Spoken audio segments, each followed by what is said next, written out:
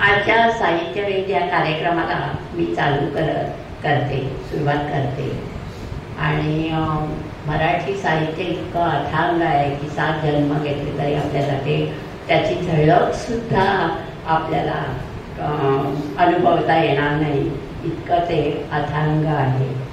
तर सुरुवातीलाच मी म्हणते की मी गाढव आहे कारण शकुंतला परांजपे, रँगलर परांजपेंची मुलगी, अतिशय मिश्किल लिहिणारी. तर एक वेळ काढावा गर्दी येईपर्यंत म्हणून एक छोटंसं वाचते की साल कुठे टाकली. उत्तर येण्याच्या आधीच आप्पासाहेब गाडवे म्हणाले, अगं त्या बैलोबाने खाऊन टाकली असेल. कारण मग हाताला चिकट लागू नये, पत्त्यांना चिकट लागू नये खेळता खेळता, म्हणून ते खरोखरच रँगलर परांजपे म्हणजे माझ्या वडिलांनी ती खाऊन टाकलेली असते.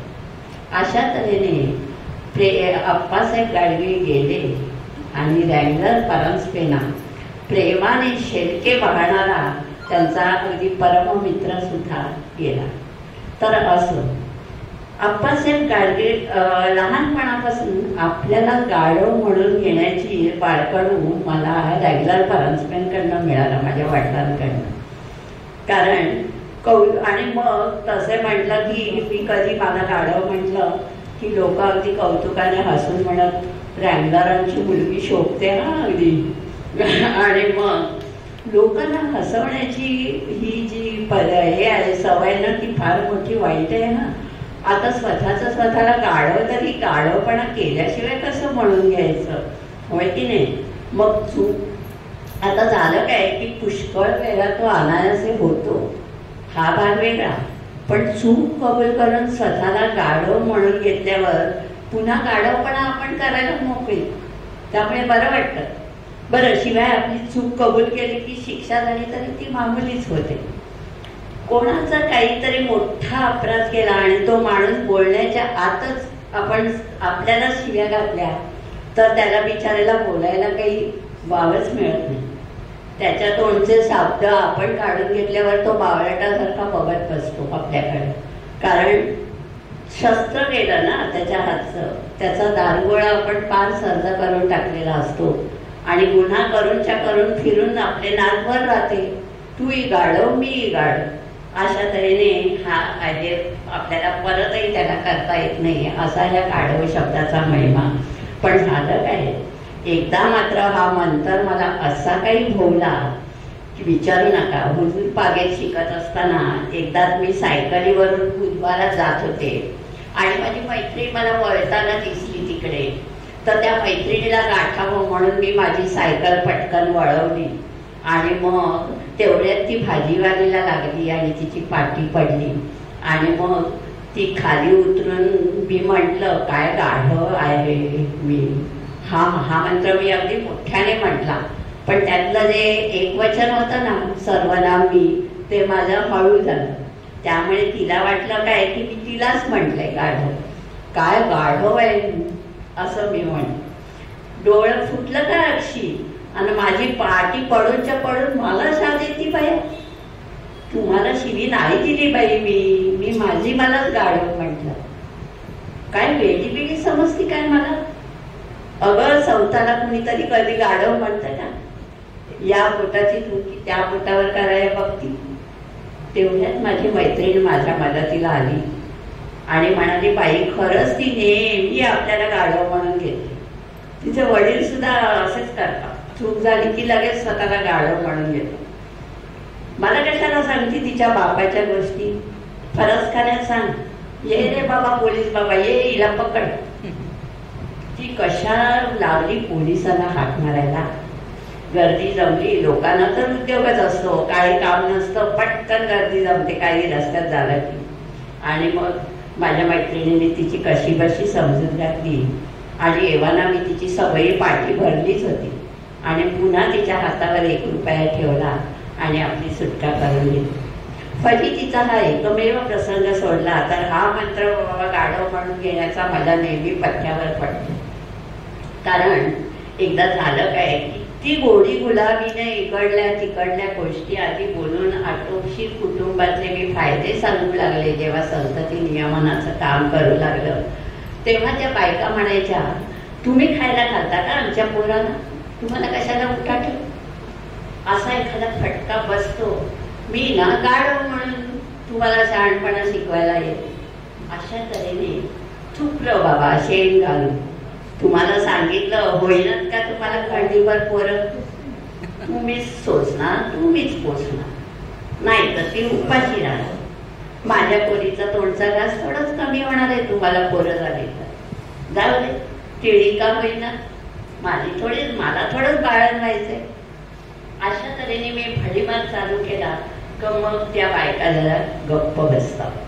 अशा तऱ्हेने 13व्या खेपेची एकदा कैकाड्याची बाई बाळणपणाला आली होती आणि मी हेल्थ व्हिजिटरचा मला बोलावलं गेलं जरा तिची समजूत घाला. 8 मुलं हयात आहेत, 18 विश्व दारिद्र्य. मी किती समजावून सांगितलं असं ती नर्स म्हणाली. सगळ्या डॉक्टरनी पण सांगितलं पण बाई ऑपरेशनला मुळीच कबूल नव्हती. सगळं फुकट करू म्हणून सांगितलं. नवरा भेटला, त्याला समजावलं. तेव्हा मात्र तो आपला अंगठा द्यायला तयार झाला, पण ती काही ऐकत नाही. तुम्ही बोला तिच्याजवळ. मी तरी काय बोलणार हो, तुम्ही सगळं सांगितलं. डॉक्टरही बोलले मी नाही जात. नशीब तिचं आणि तिच्या पोरांचं. आणि मग तो नंतर नवरा आला आणि तुम्ही काय कामधंदा करता हो बाबा? कामधंदा कसला बाई, असाच जातो रानात, 2 काटक्या मिळतात, चुरमुरे खातो, काहीतरी पोरांना, नाहीतर मग भीक मागतात, कुंडात धुंडतात केळ्याच्या पेट्या. इतकं आमचं बोलणं चालू होतं. त्या लहान मुलांना बिचाऱ्यांना पुरसंडी काढून उंदरासारखी कुरतडून तो भाकरी खाऊ लागला. मला राहवे ना. मी सरळ तडक त्या बाळंतिणीच्या वॉर्डमध्ये गेले, 13व्या नंबरमध्ये. खाट रिकामी होती. म्हटलं कोंडाबाई कुठे? चौकशी केली. तोच कोंडाबाई आल्या. कपाळाला 1706 काट्या पडलेल्या. काय पाहिजे? काय पाहिजे? काय कपाळ? 4 दिवस आमच्या नर्सेस आणि डॉक्टरने तुम्हाला विचारतायत. मी फिरून विचारायला आलं. मी एक गाढव, त्या 7 गाढव. आम्ही जीव तोडून सांगतो त्या आमच्या फायद्यासाठी. आता तुमची माणसं बसली आहेत बाहेर कचेरी. काय करीत बिचारे? कावळे कोकळत आहेत पोटात. पाप केलं असेल मागच्या जन्मी. तुम्ही आमचं ऐकलं तर आमचंच उफळ पांढरं होणार आहे. तुमची पोरं बंद झाली तर आम्हाला डबोला मिळणार आहे ना.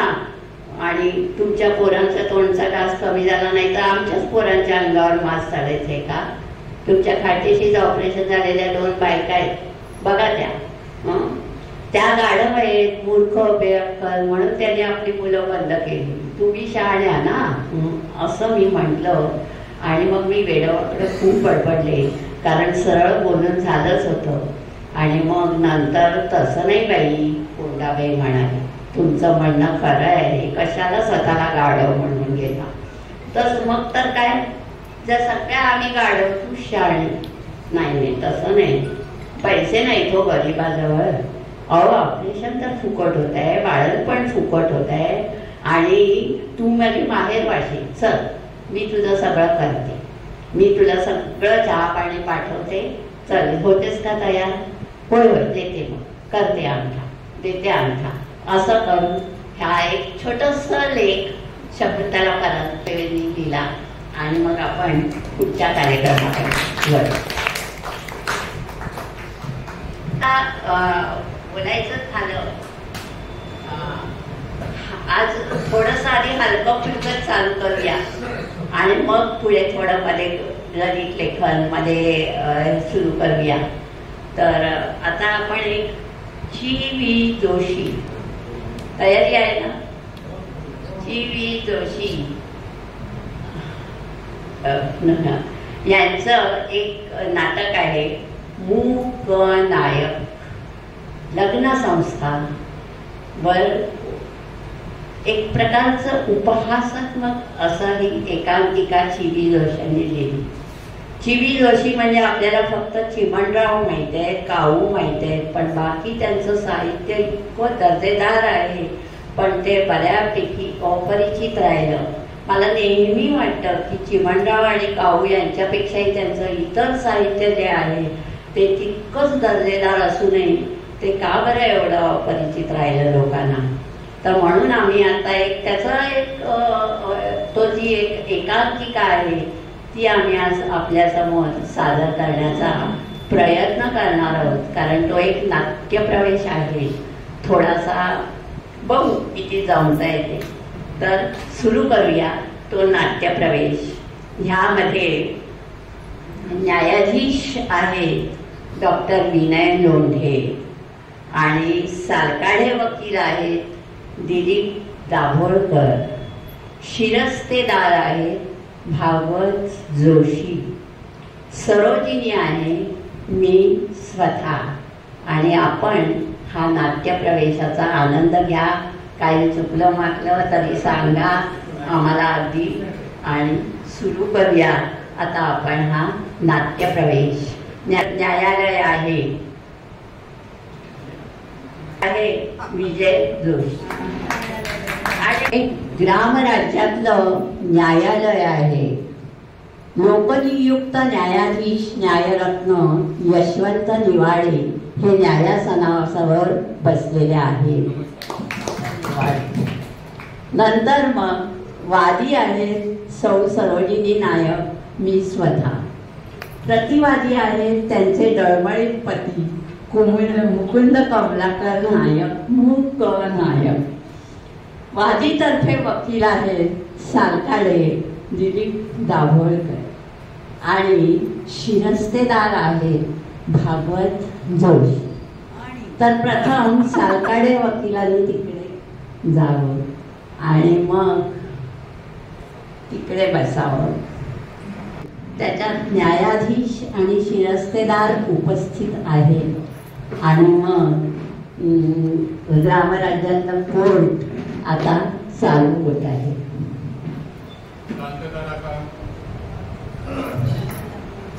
शांतता राखा. आता आजच्या कामाला प्रारंभ होतो आहे. आपल्या चतुर्गडच्या ग्रामराज्यात हा पहिलाच खटला असल्याने शांतता राखा. आता आजच्या कामाला प्रारंभ होतो आहे.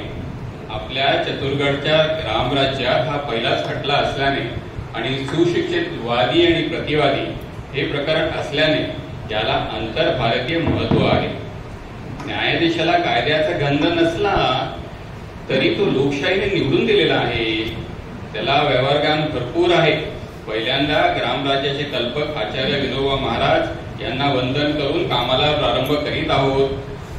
वादीतर्फे वकील कोण आहे रामभाऊ? सालकाडे वकील आहेत. प्रतिवादीने वकील दिला नाही साहेब. बोलवा सालकाड्यांना. सालकाडे वकील हजरो. सालकाडे वकील. हा मी इथेच आहे न्यायमूर्ती. काय आज्ञा आहे? न्याय तुमच्या अशिलाची केस समजावून सांगा. न्यायमूर्ती, हे प्रकरण असं आहे की आमच्या अशील श्रीमती सरोजिनी नायक ह्या वादी आहेत. फिर्याद आहे त्यांच्या पतीवर. पतिराजांचे नाव मुकुंद कमलाकर नायक. गेली 8 वर्षे प्रतिवादीने वादींचा छळ चालवलाय. म्हणून कंटाळून जाऊन वादींनी प्रतिवादीशी आपले झालेले लग्न रद्द करावे अशी न्यायालयाला माझी विनंती आहे. वादीला न्यायासनाच्या समोर उभं करा.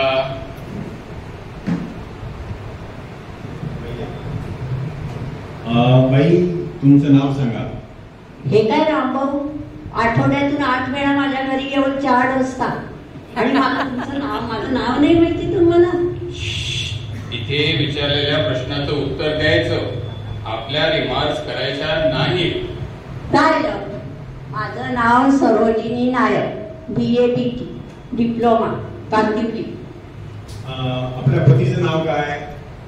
सोनगाव बुद्रुक माणसगाव. ग्रामराज्याच्या कोर्टात घेते मुकुंदाचं नाव. अहो, घरी कुणी नवऱ्याचं नाव घ्यायला सांगितलं तर उखाण्यात घ्यायचं असतं. कोर्टात ते सरळ सांगायला हरकत नाही. मुकुंद कमलाकर नायक, BSc. आपला विवाह कधी झाला? आमचा विवाह ना इसवी सन 1952 मध्ये झाला. विवाह झाल्यानंतर पती पत्नीत लगेच झगडे सुरू झाले का काही काळ चांगला प्रेमात गेला? नाही न्यायमूर्ती साहेब, आमचा प्रेमविवाह होता ना. पहिलं वर्ष आमचं अगदी आनंदात आणि प्रेमात गेलो. कोणत्याही बाबतीत वादविवाद केल्याशिवाय? अहो, कधी कधी आमचं भांडण व्हायचं, पण ते त्रेतायुगातल्या भांडणासारखं. म्हणजे बघा, पती राजाने नाही प्रतिवादींनी मोठा पुस्ता आंबा आणला तर ते मला म्हणायचे, तू आधी फोड खा, मी नंतर खातो. कुठलाही चांगला पदार्थ आणला ना की आम्ही दोघं एकमेकांना आग्रह करायचो प्रथम खायला. असं आमचं प्रेम होतं. अजिबात स्वार्थाचा लवलेश नव्हता त्याच्यात. असे आमचे प्रेमकलह व्हायचे. हा, मग तुमच्या या आदर्श जीवनात पहिलं भांडण कधी झालं? झालं असं न्यायमूर्ती साहेब की ह्यांच्यावर प्रतिवादीवर प्रेम जुळायच्या आधी ना माझं मधू नावाच्या एका मुलावर प्रेम. आणि मग झालं काय की ह्यांचा आग्रह होता पतिराजांशी प्रेम जाडल्यावर की तू मधूला ना मनातून अगदी हद्दपार करून टाक. पण माझं मन कुठे माझ्या ताब्यात होतं. मधून माझा एक मनातला कोपरा अडवून ठेवला होता. मग झालं काय की प्रेमभंगामुळे पुढे निराश होऊन मधुने आत्महत्या केली. बाई, हे न्याय कोर्ट आहे, इथं भावनावश होता आपलं म्हणणं सांगायचं असतं. भावना शून्य न्याय म्हणजे लोकशाहीची शुद्ध विटंबना. खरडेगाशी जन्म घालवणाऱ्या या शिरस्तेदाराला या भावनेचं महत्व कसं कळणार? परंतु आमच्या न्यायमूर्तींच्या हृदयाला ते पटलेलं असेल. बाई, हे व्याख्यानाचं व्यासपीठ नाही. तुमची हकीकत तुम्ही सांगा. No remark please. असं मधूच्या मनात बातमी कळताच मला इतकं दुःख झालं. मग नंतर ना मी हार घेऊन गेले त्यांच्या प्रेताचं अंत्यदर्शन घेण्याकरता. कारण माझ्या प्रेमाकरता त्याने जीव दिला ना. आणि म्हणून मी नंतर गेले आणि मग तिथून परत आले तर हे प्रतिवादी म्हणा. बरोबर, प्रतिवादी. आणि मग मी मधूचं शेवटचं दर्शन घेऊन आले तेव्हा ते माझ्याकडे रडण्याची नक्कल करून वेळावीत मला म्हणाले काय की काय त्या आत्महत्या करणाऱ्या भ्याडाकरता रडतेस? अरे, मर्द मनुष्य स्वतःचा जीव घेत नाही, प्रतिस्पर्ध्याचा मुर्दा पाडतो असे म्हणाले. आणि मग आत्महत्या करण्याची कल्पना तरी किती दरिद्री. चांगली फ्रॉन्टियर मेलच्या किंवा डिलक्स मेलच्या इंजिनाखाली आत्महत्या करायची सोडून त्या कसल्या जुनाट लोकल विक्स 104च्या लोकल खाली आत्महत्या केली. फारच अनुदार उद्गार आहेत हे. खरोखरच तुमच्या प्रतिवादींनी काढले असले तर विमान कोसळून खाली पडून गेलं काय? ती जळाऊ लाकडं येणाऱ्या माल ट्रकच्या खाली चिरडून गेलं काय? डेड बॉडी ती इथून तिथून सारखीच. बरं, मग तुम्ही प्रतिवाद्याला काय म्हणालात? तुम्ही राष्ट्रपतींच्या डिलक्स इंजिनाखाली जीव द्या. ते म्हणाले मला काय जीव द्यायचं का? मी म्हटलं तुम्ही राष्ट्रपतींच्या इंजिनाखाली जीव द्या, डिलक्स इंजिनाखाली. मी म्हटलं मला काय तो ते काय म्हणतात माहितीये, मला काय जीव द्यायचं? कारण मधूवर तुझं प्रेम जडलं म्हणून त्यांनी जीव दिला. आणि तुला मधू आणि मधू त्याला तू मधूला मिळाली नाहीस म्हणून त्याने जीव दिला. आणि तू जरी मधूला मिळाली असतीस तर मी त्याचा जीव घेतला असता. म्हणजे एकंदर काय त्याच्या नशिबी मरणच होतं असं म्हणतात. मग तुम्ही काय उत्तर दिलं? अशा तऱ्हेने मग मी म्हटलं तुम्ही अगदी नीच अंतःकरणाचे राक्षसी आहात. तुम्ही ना राष्ट्रपतींच्या डिलक्स इंजिनाखाली जीव. मग माझ्याशी बोलूही नका. आता तुमच्याशी मी मधूचं नाव काढायचं नाही, तुम्ही माझ्याशी मधूबद्दल नाव काढायचं नाही.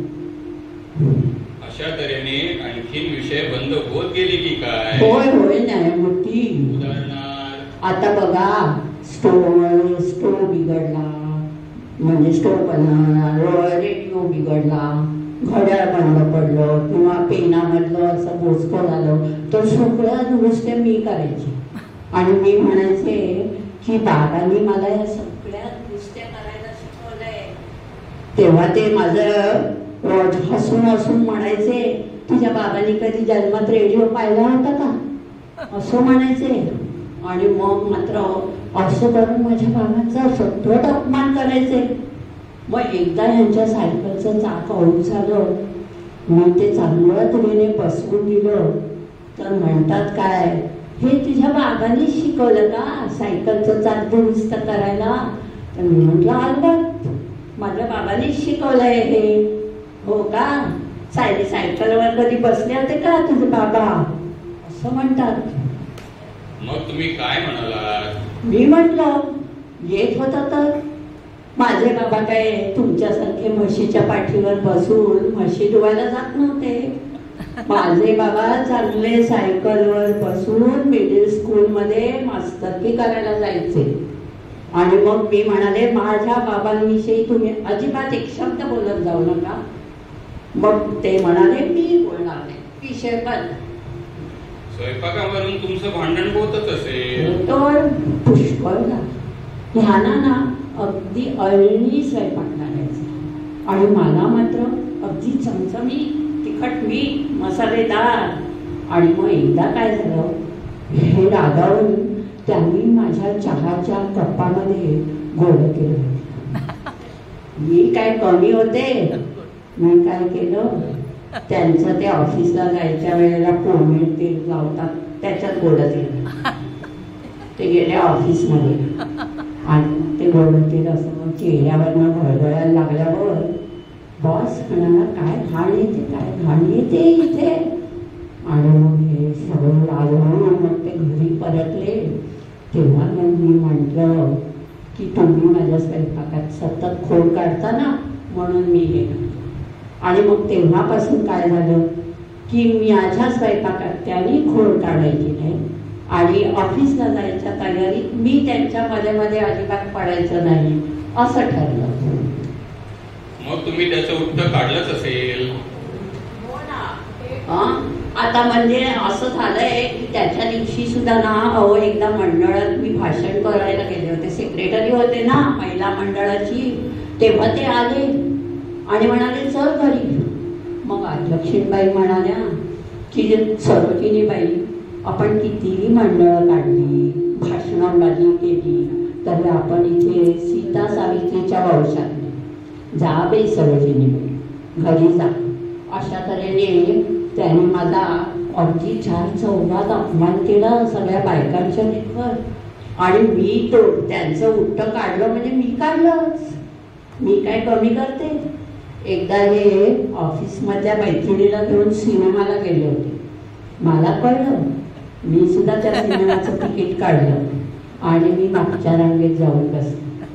आणि मग मी त्या मैत्रिणीबरोबर गुणू सिनेमातल्या कथानकाबद्दल बोलत होते, तिच्या खांद्यावर हात टाकत होते. मी ते बघितलं आणि मग थोड्या वेळाने मध्येच काहीतरी ती मैत्रीण गेली बाहेर काही कारणाकरता. मी हळूच जाऊन तिथे त्यांच्याजवळ बसले आणि मग पतीराज माझ्या खांद्यावर हात ठेवला, मला मैत्रीण समजून. आणि मग गुणू त्या सिनेमातल्या कथानकाविषयी अगदी गमतीदार बोलत राहील. आणि मग थोड्या वेळाने ती मैत्रीण आल्यावर तिची माझी दृष्टादृष्ट झाली, ती चपापली मला बघून. मी तिला म्हटलं तुम्ही त्या रिकामी खुर्ची आहे ना तिथे बसा थोडा वेळ. आणि मग मी काय केलं, नंतर फिल्म संपली, मध्ये मध्यांतर झाला. तेव्हा मी म्हटलं की काय कळलं आता कसे नवरे चावट असतात बघा. मी शेजारी असताना कधीतरी तुम्ही माझ्या खांद्यावर हात ठेवला होता का? कधीतरी त्या सिनेमातल्या गोष्टी ऐकून कधीतरी माझ्या बरोबर तुम्ही गमतीदार बोललात का? आता कळलं, तुमचं वर्तन आता सगळ्यांना दिसून आलं. हे सगळं तुम्ही थिएटरमध्ये मोठ्यांना बोललात का? हो, न बोलायला मी काय भागूबाई आहे, अगदी सगळ्यांच्या समोर मी बोलले. आणि ह्यांची मैत्रीण आपला तमाशा होऊ नये म्हणून निघून गेली. आणि मग जेव्हा फिल्म संपली, लाईट लागले, तेव्हा मी सगळं ते फिल्म संपेपर्यंत प्रेक्षकांचं लक्ष आमच्या दोघांवरच होतं. सिनेमा न बघता आम्ही दोघं काय करतोय बघत बसले होते. आणि मग काय झालं, त्या वेळेपासून हे प्रतिवादी हे नाही, प्रतिवादी आणि मी सिनेमाला गेलो नाही. सिनेमा हा विषय आमच्या दोघात बंद. तात्पर्य एक एक विषय तुमचं बोलणं बंद होऊन शेवटी तुमच्यात अबोला उत्पन्न झाला. हो होय की नाही? हो अगदी. पण अहो हा अबोला एकतर्फी होता हो न्यायमूर्ती. मला बोलायची इच्छा होती, पण हे तर अगदी मेहर बाबाचे शिष्य होऊन बसले होते. अक्षुपात म्हणजे काय माहितीये, बोलायचं असेल तर खाणाखुणा असे करायचे. खाणाखुणा कळल्या नाहीत ना तर मला लिहून द्यायचे. अहो गेल्या 8 वर्षात ते एक शब्द माझ्याशी बोलले नाही तो. बाई, आता तुम्ही आपल्या खुर्चीवर बसा, रडू नका. तुम्हाला योग्य ते नाही, रडल्याशिवाय मिळेल. वादीतर्फे वकील शिव सालकाडे, आता कोणाची साक्ष द्यायची आहे? प्रतिवादी मुकुंद कमलाकर नायक यांची साक्ष काढावी अशी माझी विनंती आहे. त्याला मुकुंद नाईक या बेंद्रात उभे राहा. म्हणा, परमेश्वरा शपथ मी खरं सांगेन.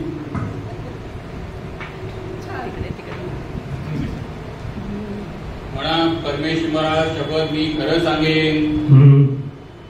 नुसतं हुणी भागायचं नाही. परमेश्वरा शपथ खरं बोले, खोटं सांगणार नाही असं म्हणा.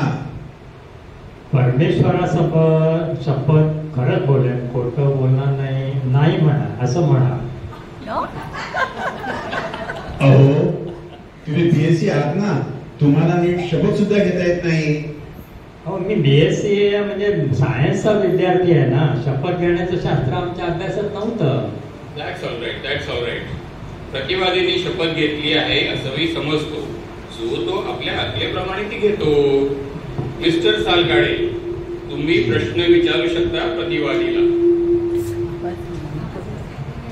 आपण मुकुंद नायक बीएससी या सरोजिनीबाईचे पती आहात नाही का? आता सरोजिनीबाईंनी तुमच्यावर जे आरोप केले आहेत ते आपल्याला मान्य आहेत काय? किती वर्षात तुम्ही त्याच्याशी बोलले नाही आहात? 8 वर्ष. तुम्ही यापुढे त्याच्याशी बोलायला तयार आहात काय?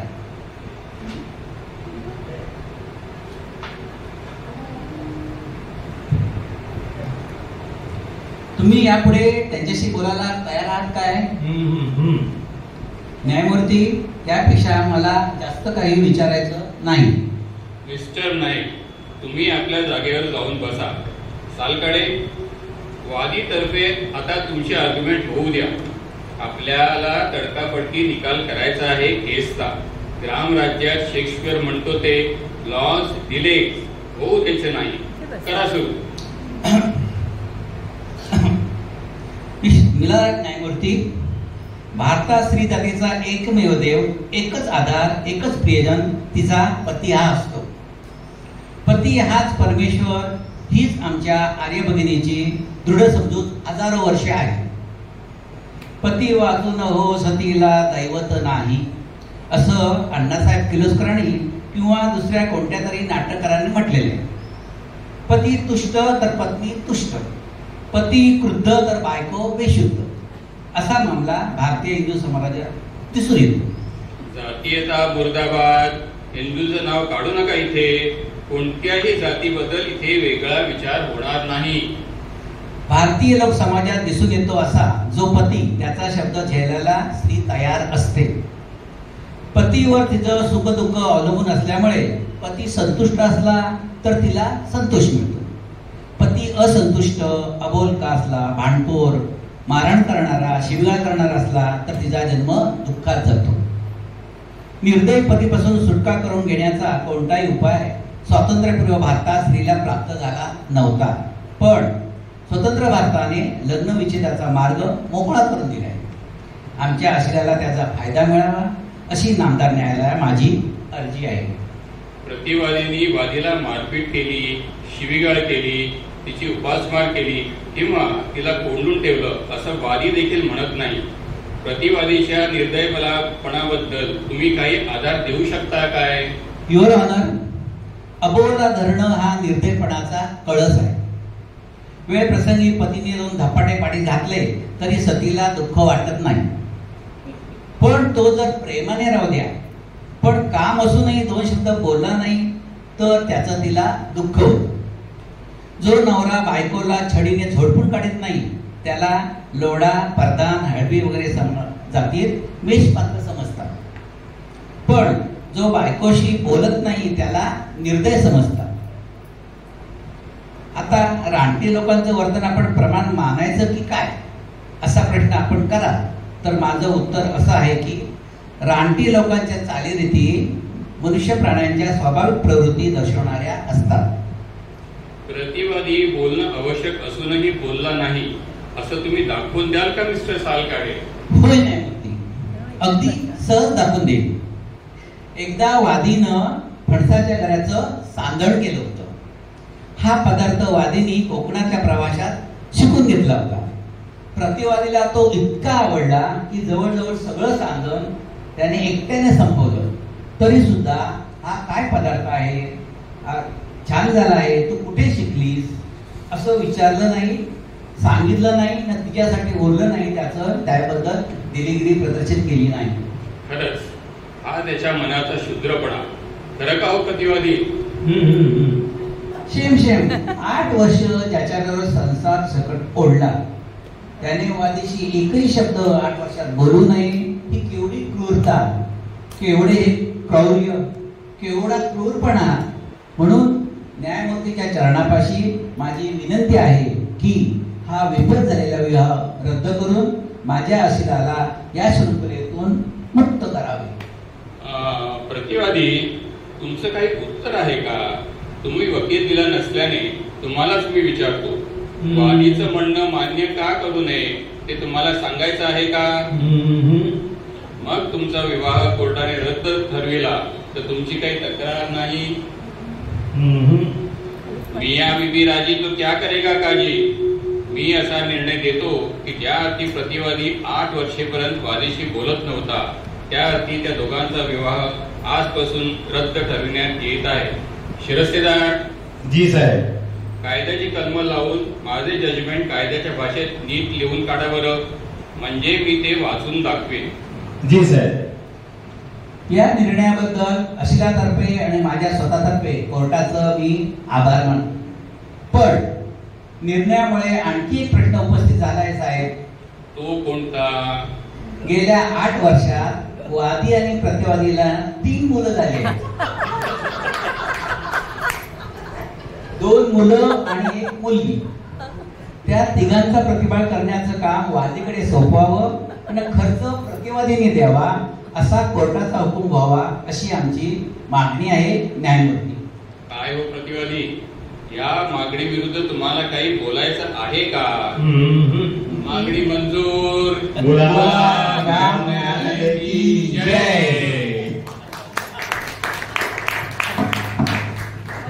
माणसांबद्दलची निरीक्षण शक्ती इतकी प्रचंड आहे. अगदी छोटा छोटा माणूस कसा बोलतो, कसा वाटतो, ग्राम न्यायालयामध्ये सुद्धा ते शब्द म्हणजे अप्रतिम असतात. आता आपण ललित लेखनाकडे वळूयामध्ये आणि मी नवीन अभिवाचनात नवीन आलेले नव्याने त्यांचं मी स्वागत करते. आणि चंद्रशेखर म्हात्रे त्यांनी मला आपणून फोन केला की मला वाचायचं आहे अभिवाचन. तर म्हटलं तुम्हाला जे आवडेल ते तुम्ही वाचा, फक्त मला वेळ सांगा आणि साधारण एक विषय कुठला आहे तो सांगा, मला ते दाखवायचं नाही तरी चालेल काय वाचण्याचं. तर त्याप्रमाणे त्यांनी अरण्य दरवळ हा लेख आहे त्यांचा. तर त्यांना मी विनंती करते की तुम्ही इथे या आणि तुमचा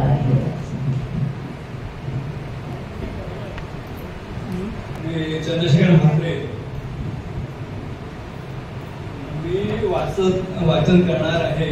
तो एक ललित लेख आहे जो लोकसत्तेच्या शनिवारच्या चतुरंग पुरवणीमध्ये एक 7 जूनच्या सुमारास आला होता आणि हा ललित लेख आहे तो एक शब्दचित्र आहे ते जंगलाचं शब्दचित्र आहे आणि शब्दचित्र साधं सुद्धा नाही. तर ही लेखिका जी स्वाती दामोदरे आहे ह्या स्वतः त्या घनदाट जंगलामध्ये स्वतः उपस्थित राहून पौर्णिमेच्या अगदी चंद्रप्रकाशामध्ये त्यांनी पाहिलेलं जंगल किंबहुना त्यांनी अनुभवलेलं जंगल त्यांनी ह्या शब्दचित्रामध्ये व्यक्त केलेलं आहे. एक जंगलाचं आपण म्हणूया की हे त्याचं हेच आहे की वर्णनच आहे. चला तर आपण हा जंगल सफार करूया. आपण लेखाचं नाव आहे निशब्द शांततेचा अरण्य दळव. लेखिका आहे स्वाती दामोदरे. कल्पना करा की तुम्ही एखाद्या निसर्ग चित्र पुढे बसला आहात. हे चित्र 3x4 किंवा 4x5 नसून चांगलंच प्रचंड आहे. इतकं की या चित्रातून तुम्हाला चालत जाता येईल, त्यातले तपशील जवळून बघता येतील. मी अशाच एका चित्रासमोर बुद्ध पौर्णिमेची सबंध रात्र बसून राहिले होते. माझ्या समोरच्या चित्रात मध्यभागी गोलाकृती तळं होतं. तळ्याच्या आजूबाजूला 2-4 वृक्ष ज्यांच्या खाली आलेल्या फांद्यांच्या प्रतिबिंबामुळे तळ्यातलं स्थिर पाणी आणखीनच मोहक सुंदर दिसत होतं. तळ्याच्या दुसऱ्या काठावर बऱ्यापैकी घनदाट जंगल, एकीकडे गवताळ कुरणासारखे पसरलेला उतार होता. समोर डावी उजवीकडून तळ्याकडे येणाऱ्या पायवाटा होत्या. मंत्रमुग्ध होऊन मी या भव्य चित्राकडे कित्येक तास बघत होते. सुरुवातीला चित्र थोडं अंधार अस्पष्ट होतं, कारण माझ्या बसलेल्या त्या जंगलातल्या मचाण्याच्या पाठीमागच्या बाजूला चंद्र होता. बुद्ध पौर्णिमेचा चंद्र माथ्यावर येत गेला तसतस माझ्या समोरचं चित्र चंद्रप्रकाशात न्हाऊन निघालं. आपल्या स्मार्टफोन मध्ये आपण एडिट पिक्चरने जाऊन ब्राईटनेस वाढवतो ना, बस तसंच आता माझ्या पुढ्यातल्या चित्राचा स्पष्टता फारच वाढली. मला त्यातला रस वाढला.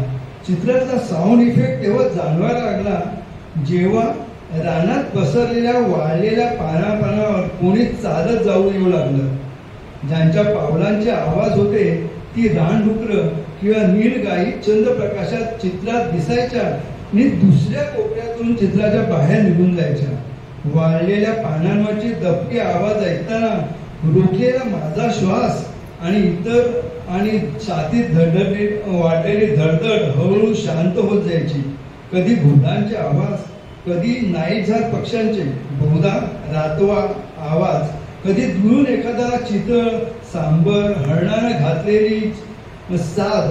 यामुळे माझं चित्र सतत जिवंत होतं. चित्र न्हाण्याचा कंटाळा येण्याची तर बातच नव्हती. अशात रात्री 12:01 चित्रातल्या उजवीकडच्या पायवाटेवरून एक आकृती पावलांचा अजिबात आवाज न करता तळ्यावर आली. स्वच्छ चंद्रप्रकाशातली तकतकीत कांती आणि त्यावर उठून दिसणारे ठिपके, त्या हिस्त्र पण मोहक आकृतीला मी लगेच ओळखलं. बिबट्या. या बिबट्यानं येताना कुठल्याही वाळलेल्या पानावर पाय पडू दिला नव्हता. चित्रात असलेल्या शांततेला जराही ओरखडा उमटू दिला नव्हता. मी त्या अप्रतिम दृश्याला नुसतं डोळ्याने पितच राहील. साधारण मिनिटभरानंतर डावीकडल्या पायवाटेवरून ते देखणं जनावर शांतपणे चालत माझ्या चित्राच्या चौकडी बाहेर निघून गेला. मी ते दृश्य स्मृतीमध्ये साठवत पुढची 15-20 मिनिटं घालवली आणि तळ्यापलीकडच्या जंगलातून पुन्हा मला एक अस्पष्ट आकृती समोर येताना दिसू लागली. हे हरिण होतं का? नाही. नीलगाय? नाही. मग हे नेमकं आहे तरी काय? डोळे ताणून बघण्याचा प्रयत्न केला. आणि आश्चर्याचा धक्काच बसला. अंगभर लांब काटे फुललेलं पूर्ण वाडीचं सालिंदर होतं ते. पाणवठ्या रेवून पाणी पिऊन ते आल्या वाटेने माझ्या चित्राबाहेर निघून गेलं. माझ्या चित्रामध्ये अशाच काही आकृती, काही आवाज येत जात राहिले. रात्र पुढे सरकत राहिली. पहाटेपासून माझ्या चित्राचा ब्राईटनेस वाढायला लागला. 6:30ला चित्राचा ब्राईटनेस फुल्ल होता. त्यावेळी माझ्यासोबत असलेल्या वन विभागाच्या सुरक्षा रक्षिकेला विचारून मचाणावरून खाली उतरून मी चालत तळ्यापर्यंत गेले. डावीकडे जावं की उजवीकडे जावं हे न कळून मी क्षणभर त्या तळ्याकाठी स्तब्ध उभी राहिली. त्या क्षणभरात मी आजूबाजूच्या वृक्ष, माती, पाणी, झाड, पक्षी, वाटा या वातावरणाचा हिस्सा झालेले होते. निश्चल होते, स्तब्ध होते, निशब्द होते. त्या क्षणी मला प्रकर्षाने जाणवलं की रात्रभर जे चित्र माझ्या डोळ्यासमोर आहे त्या चित्राचा या क्षणी मी स्वतःच एक भाग झालेले आहे. हे सगळं माझं आहे, मी या सगळ्यांचा हिस्सा आहे हे वाटणं प्रचंड आनंददायक होतं. रानाकडे बघण्याचा माझा दृष्टिकोनच बदलणार होतं. आजूबाजूला पाखरांचे आवाज होते, जंगलाचा दरवळ, वाहणारी गार मंद हवा होती. काही क्षणांनी भानावर मी आजूबाजूला नजर टाकली. रात्री येऊन गेलेल्या बिबट्याचे पंजे तळ्याकाठच्या मऊ माती स्वच्छ स्पष्ट उमटले होते. निदान ही एक गोष्ट नक्कीच अशी होती की जिची मी एकमेव साक्षीदार होते. त्या पावलांचा मागोवा घेत थोडी पायवाट चालून आली. फिरता फिरता उन्ह वर यायला लागली. पक्ष्यांचे आवाज जास्तच सुरू झाले. आपण या सगळ्या पर्यावरणाचा हिस्सा आहोत. साक्षी भावनेने या सगळ्याकडे कसं बघायचं ते आतून रुंजून आलं. हा ठेवा असाच राहायला हवा, पुढच्या पिढीला हस्तांतरित व्हायला हवा याचं पुरेपूर भान आलं. सहअस्तित्व म्हणजे काय हे त्या चित्र फ्रेम मधून फिरून येत मी समजून घेतलं. कितीही आवडत असलं तरी शेवटी हे जंगल आहे. मी एकटी आहे आणि मचाण सोडून फार दूर भटकणं योग्य नाही याची जाणीव होताच मागे वळाले. शिडीच्या पायऱ्या चढून परत मचाणावर येऊन बसले. फुल ब्राईटनेसने साऊंड इफेक्ट्स वाढलेल्या माझ्या चित्रावर आता मी पुन्हा माझे डोळे खेळवले. एका नव्या जाणीवेसह मी आता माझ्या चित्रातून बाहेर आले होते की आपण या सर्व चित्राचा अविभाज्य हिस्सा आहोत. दरवर्षी बुद्ध पौर्णिमेच्या वा वैशाख पौर्णिमेच्या रात्री प्रकाशात निधळून निघणारे जंगल बघणं हा एक अत्यंत आवडीचा जिव्हाळ्याचा विषय. तो चुकवासा वाटत नाही. म्हणून मी ऑनलाईन बुकिंगच्या खटपटीपासून बाकीच्या अनेक खटपटी करते आणि वनविभागाच्या वन्य प्राणी गणना कार्यक्रमात सहभागी होऊन आणखीन एक अनुभव गाठीशी बांधण्याचा प्रयत्न करतेच. यंदाही झाले. सुरुवातीलाच हे नमूद करते की मी शास्त्रशुद्ध अभ्यास करणारी पक्षी, पशुतज्ञ, प्राणीशास्त्राचे अभ्यासक त्यापैकी कोणीही नाही. अभ्यास, संवर्धन, संगोपन करणाऱ्या कुठल्याही कार्यक्रमाचा मी हिस्सा नाही. मला आवडतं या पलीकडे सांगण्यासारखं माझ्याजवळ काहीही नाही. मात्र गेली 5 वर्ष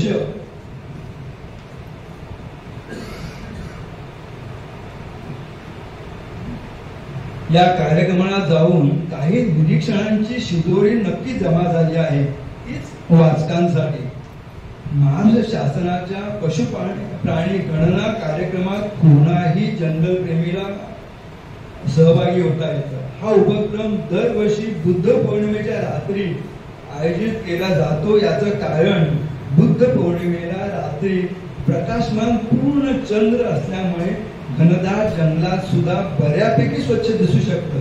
आपला वनविभाग म्हणजेच फॉरेस्ट खाते सर्वसामान्य लोकांना या कार्यक्रमात सहभागी होण्याकरिता प्रोत्साहित करीत असते. वनविभागाच्या वेबसाईटवर जाऊन रजिस्ट्रेशन करता येतं. आम्ही मेळघाट परिक्षेत्रात या उपक्रमात सहभागी होत असल्यामुळे www.magicalmelghat.in वर जाऊन सशुल्क स्वतःची नोंदणी करतो. बुद्ध पौर्णिमेच्या दिवशी सकाळी साधारण 10 वाजल्यापासून त्या जंगल परिक्षेत्राच्या कार्यालयांमधून संपर्क साधला जातो.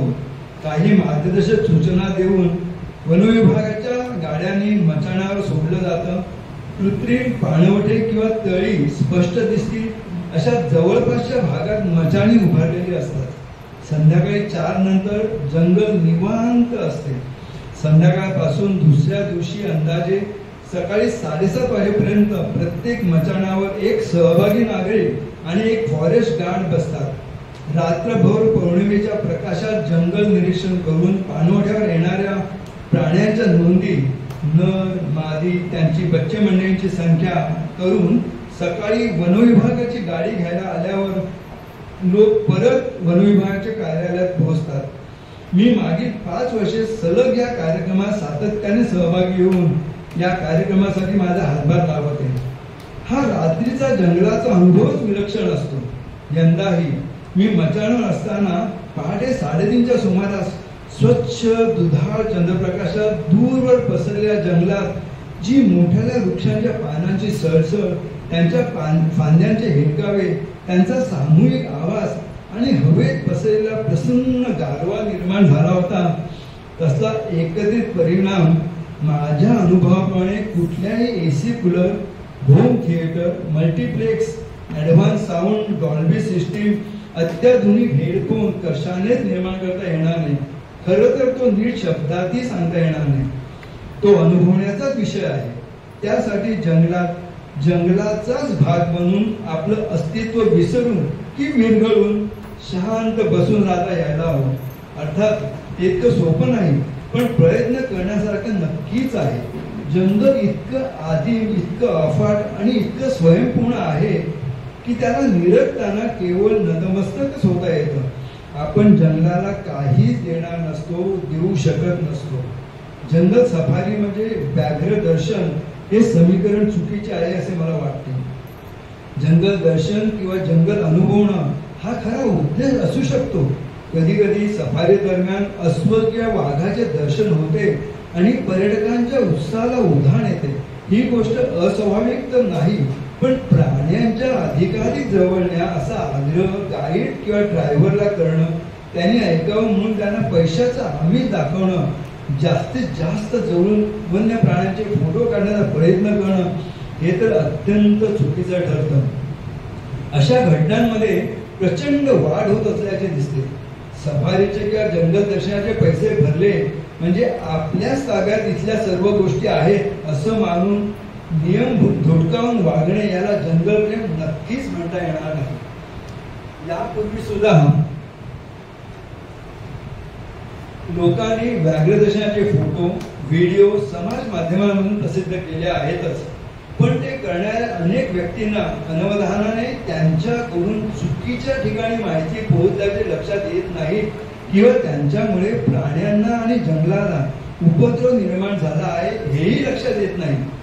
तज्ञ अभ्यासकांच्या मते अशा फोटो, व्हिडिओ चर्चांमधून कुठल्या जंगलात कुठले प्राणी किती संख्येने कुठे आहेत याची माहिती सहजासहजी शिकारी, सापळे लावणारे लोक, तस्करी करणारे लोक यांच्यापर्यंत पोहोचू शकते.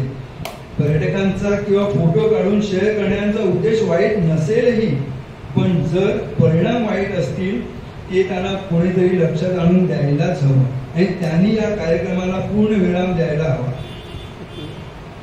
माझ्या दृष्टीने जंगल ही सर्वदा अद्भुत गोष्ट आहे, जिथे माणसाच्या हस्तक्षेपावाचून काहीही अडलेलं नाही. या जंगलाच्या पोटात असलेल्या अनेक गूढ हालचालींचा, गोष्टींचा, गुपितांचा शोध घेण्याचा मोह माणसाला युगायुगांपासून होत आला आहे. एकीकडे जेवढे जंगल आकर्षक वाटते तेवढेच भीतीदायक सुद्धा वाटतं. त्यातही दाट जंगलात एकटं दुखतं आणि तेही रात्रीच्या अंधाराच्या वेळी असणं याची कल्पना सर्वसामान्य माणसाला करवत नाही.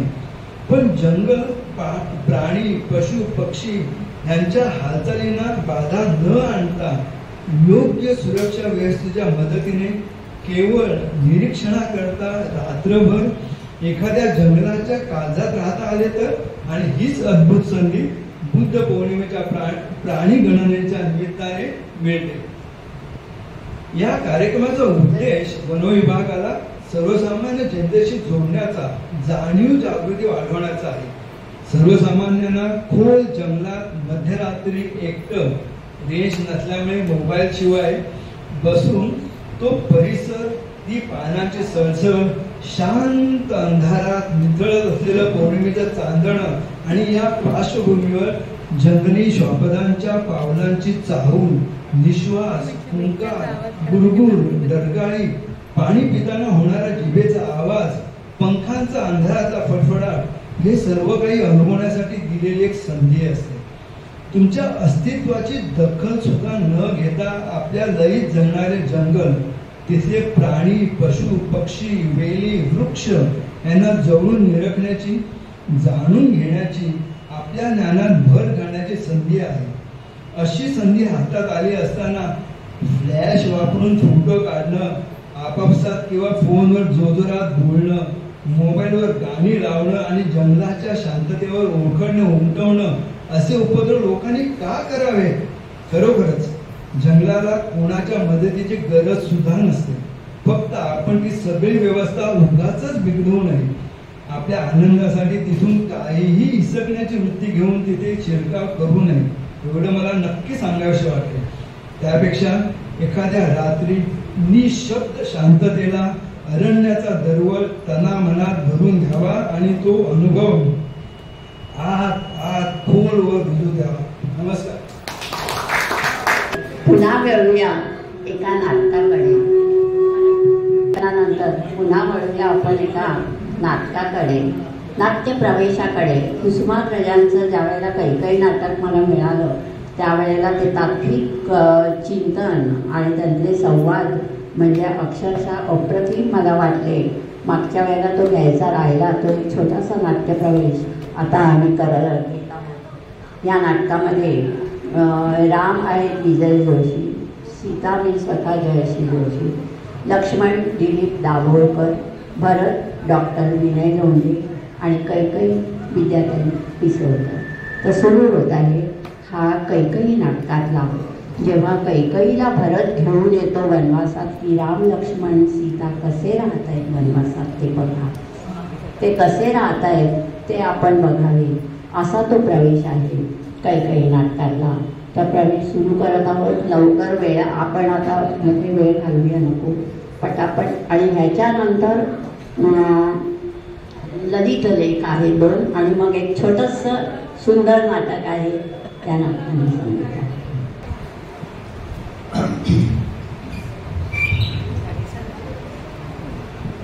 प्रेमाच्या निस्वार्थ निर्मळ रूपामध्येच ईश्वराचं रूपही प्रकट होत असतं.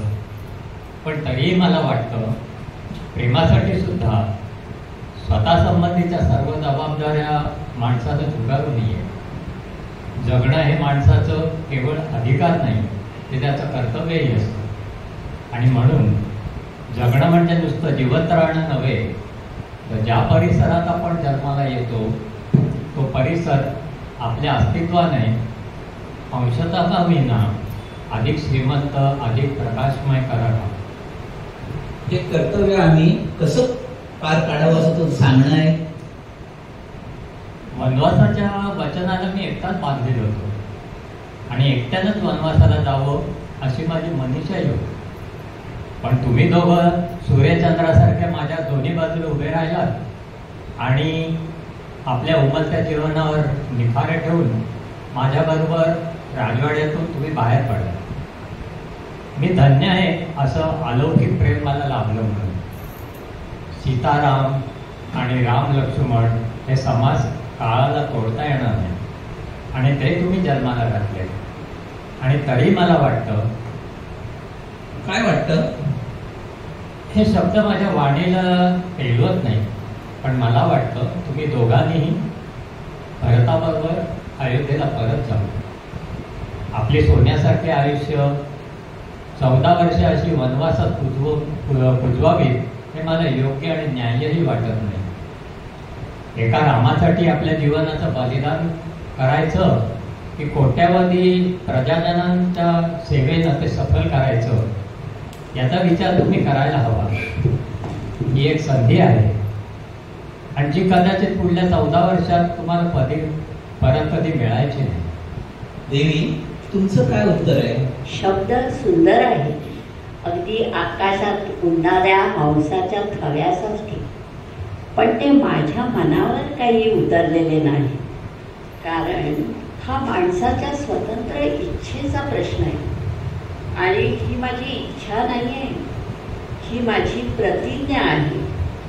जिथे राम तिथे जानकी, आणि ह्यात कालत्रयी अंतर पडणार नाही. आणि माझीही प्रतिज्ञा, जिथं राम आणि सीता आहे तिथे लक्ष्मण आहे, यात कालत्रयी अंतर पडणार नाही. रामा, तू म्हणतोस ते खरं आहे, पण ते तुझ्या सगळ्यांच्या संबंध आहे. समयीत ज्योत असते आणि दीपस्तंभातही ज्योत असते, पण दोघांचं जीवन कार्य वेगळी, क्षेत्र वेगळे आणि मर्यादाही वेगळी. समयीने आपण दीपस्तंभ आहोत असं समजून समुद्र प्रकाशित करायला जाणं हे वेळेपणाचं होईल.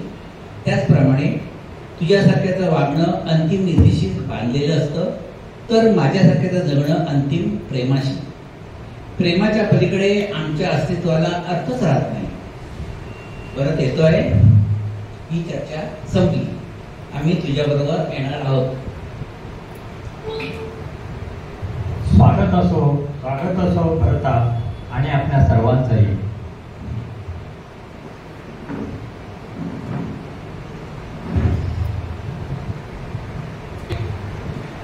प्रस्थानाची घटका जवळ आली आहे. तू सांगितल्याप्रमाणे मी आलो आहे. तुमचा प्रवास सुखाचा हो ही देवाकडे मी प्रार्थना करतो. तुमचा नव्हे, आपला. तेच मी काय सांगणार आहे, पण ही या कोण आहे? ही आहे विधवा कैकेयी, तुझी आई. एक वेळची. म्हणजे कैकेयी माता. भगवती, आपण जानकी, आपण दोघं आईच्या पायाला स्पर्श करू.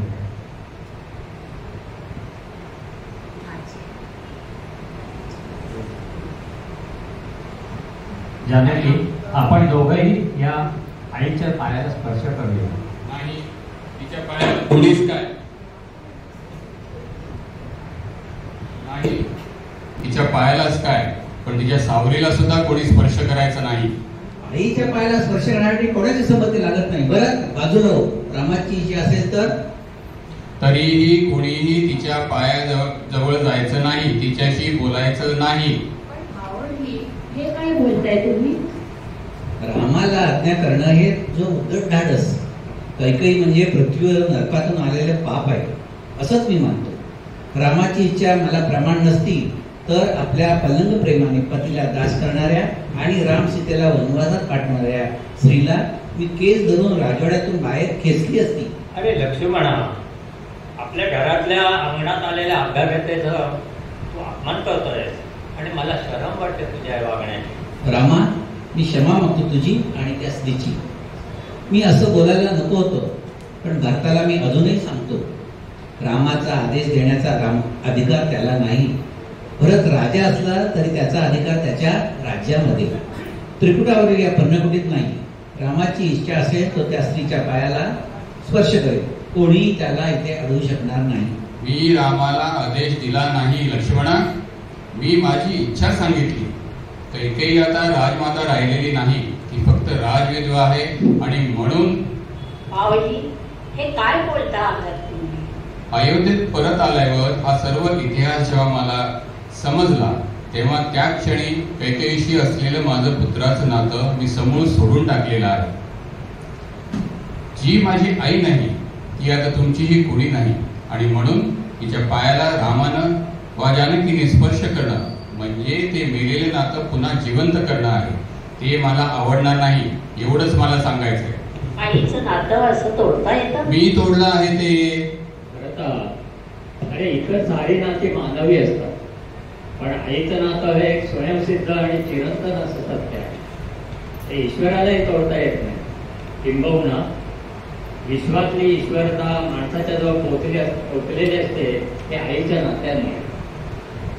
म्हणून एखाद्या नास्तिकानं ईश्वराला नाकारलं आणि तरी पण त्याचा ईश्वर पण संपत नाही.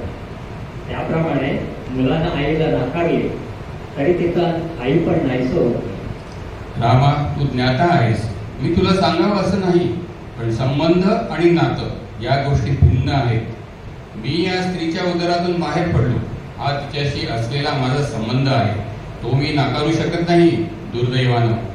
पण नातं हे माणसाच्या मनात निर्माण होणारी एक भावना आहे, ती मी नाकारू शकतो आणि नाकारली आहे. अरे पण का? पिताजींकडे वर मागण्याचा तिला हक्क होता, ते मागण्यात तिनं काय पाप केलंय? पाप केलं असतं तर त्याचं प्रायश्चित तिला कुठेतरी भोगावं लागलं असतं, पण तिने अपराध केला आहे, माझा, तुम्हा सर्वांचा आणि अयोध्येच्या राज्यातील लक्षावधी नागरिकांचा. तो अक्षम्य आहे. मग तू या शिबिरात कशासाठी आणलेस तिला? आणि या चित्रकूटावर तरी कशाकरता बरोबर घेऊन आला? हे सारं ते ऐकवण्यासाठी? ऐकवण्यासाठी नाही, पाहण्यासाठी. जे नाटक तिने सुरू केलं त्याचा शेवटचा प्रवेश तिला आपल्या डोळ्यांनी पाहता यावा म्हणून.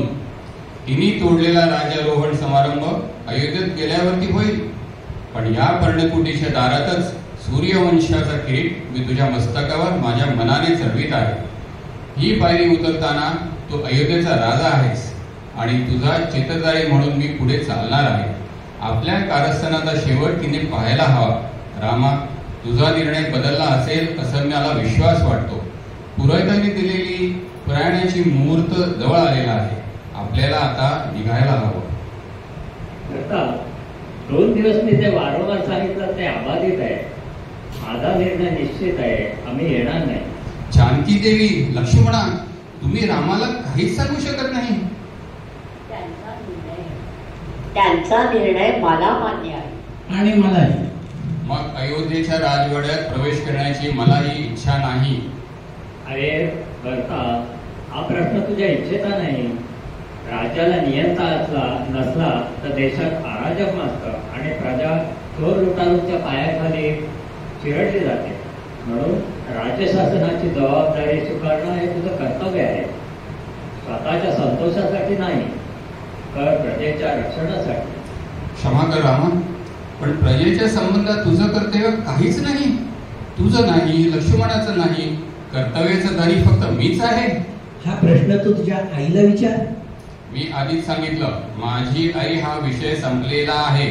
आता प्रश्न आहे तुमच्या, माझ्या, आपणा सर्वांच्या आईचा, म्हणजे प्रजेचा. त्या प्रजेसाठी तू. मी माघारी येणार नाही. मी वचनाला बांधलेलं आहे, पिताजींना दिलेलं वचन. आणि आज पिताजी नसल्यामुळे त्या वचनातून मला मुक्त करण्याचा कुणालाही अधिकार नाही. वचन महत्वाचं की प्रजेचं कल्याण? अर्थात प्रजेचं कल्याण. आणि प्रजेचं पालन करायला तू अपात्र आहेस असं मला क्षणभरही वाटलं असतं तर मी माघारी फिरलो असतो. पण भरत नावाचा रामाचा भाऊ रामापेक्षाही अधिक कर्तबगार आणि नीतिशील आहे. हे लोकांना माहीत नसेल कदाचित, पण मला माहीत आहे. म्हणून मी निशंक मनाने पुढे मार्गक्रमण करणार आहे. माझ्या प्रशंसेने मी अनुग्रहित झालो आहे. मी चांगला कारभार करी नाही, पण लोकांना तू हवा आहेस. माझी नाही, पण लोकांची इच्छाही तू मानणार नाहीस. कसाच प्रसंग येईल तर मानी नाही. पण भरता, जिला तू लोकांची इच्छा समजतो ते जास्तीत जास्त काही लोकांची इच्छा असते. राजवाड्याच्या आणि राज्यसत्तेच्या जवळपास वावरणाऱ्या लोकांची. पण लोकांचा अफाट सागर पसरलेला असतात. लहान लहान गावातून, शेतातून, झोपड्यांतून, अरण्यातून. या लोकांना फक्त चांगलं शासन हवं असतं. शास्ता कोण आहे याचा विचार ते करीत नाही. ठीक आहे, करता सूर्य अस्ताच्या दराकडे जाऊ लागला आहे. प्रयाणाचा वेळ होत आली आहे. आता तुम्हाला डोकर उतरायला हवं. होय, ते सर्व मला पत्करायला हवं. आता माझ्या लक्षात आलं आहे. असा कष्टी होऊ नको करता. 14 वर्षाचा काळ काही मोठा नव्हे. पुन्हा आपण भेटणारच आहोत. आणि तुला एक शेवटचं सांगतो, अयोध्येच्या सिंहासनावर न्याय अधिकार तुझाच आहे. तुझ्या मातामहाला पिताजींनी तसं वचन दिलं होतं. हा वृत्तांत मला मागाहून फार उशिराने कळला. म्हणून जे तुझं आहे त्याचा तू निशंक मनाने स्वीकार कर आणि उत्तम प्रजापालन करून राघव कुलाची कीर्ती अधिक प्रकाशित कर. आणि मी हे करत असताना तुम्ही अरण्याच्या वाटा तुडवत राहणार? नाही, हा नियतीचा संकेत आहे आणि या संकेताला समोरून जाताना आपण मानायला हवं की यातून काहीतरी भलं होणार आहे, आपलं आणि कदाचित जगाचं. रामा, तुझी आज्ञा मी ऐकली आहे आणि ऐकणार आहे, पण माझा एक संकल्प आहे आणि त्यासाठी मी तुझी संमती मागणार नाही. कितीही न्याय असलं तरी अयोध्येचं सिंहासन मी स्वीकारणार नाही. शासनाची जबाबदारी माझ्यावर आहे. माझ्या यातना बाजूला ठेवून मी ती पार पाडेन. तुझ्या आशीर्वादात चांगल्या रीतीने पार पाडेन. पण हे सर्व तुझा प्रतिनिधी आणि सेवाचारी म्हणून. सिंहासनावरती मी तुझी प्रतिमा ठेवीन, तुझ्या पादुका ठेवीन आणि तुझ्या अमात्य म्हणून मी राज्यकारभार करेन. 14 वर्षाचा काळ मोठा नाही. हा सर्व काळ मी नगराबाहेर पर्णकुटीत राहीन, कंदमुळावर निर्वाह करीन आणि गवताच्या शय्येवर रात्र काढीन. आता बोलायला अवसर नाही. आणि रामा, माझ्या संकल्पात तुझ्या संमतीचा सवालही येत नाही. सूर्य अस्ताचलाला स्पर्श करीत आहे. प्रयाणाची वेळ झाली. पर्णकुटीच्या बाहेर पडताना सुवर्णानं मढवलेल्या पादुका तू पायात घालाव्यात अशी माझी इच्छा होती. त्या पादुका आम्ही आणल्या आहेत. माझं एकच मागणं आता मान्य कर. त्या पादुकांना आपला पायांचा स्पर्श कर. त्या पादुका मी सिंहासनावर ठेवीन. सुमंत, ठेव या पादुकांवर पाय तुझा.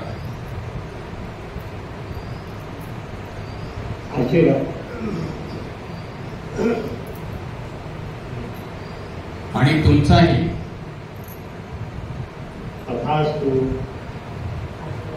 आशीर्वाद देतो. आणि तुमचाही.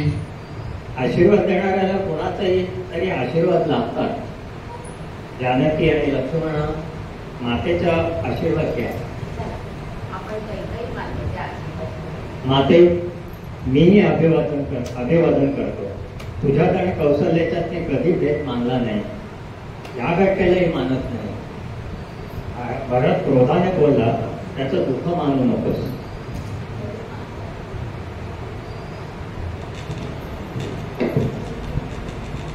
रामा, माझी सर्व दुःख संपली आहे. एकच दुःख या क्षणी माझ्या अस्तित्वाला चहूकडून दंश करत आहे आणि ते म्हणजे तू माझ्या उदरातून बाहेर पडला नाहीस.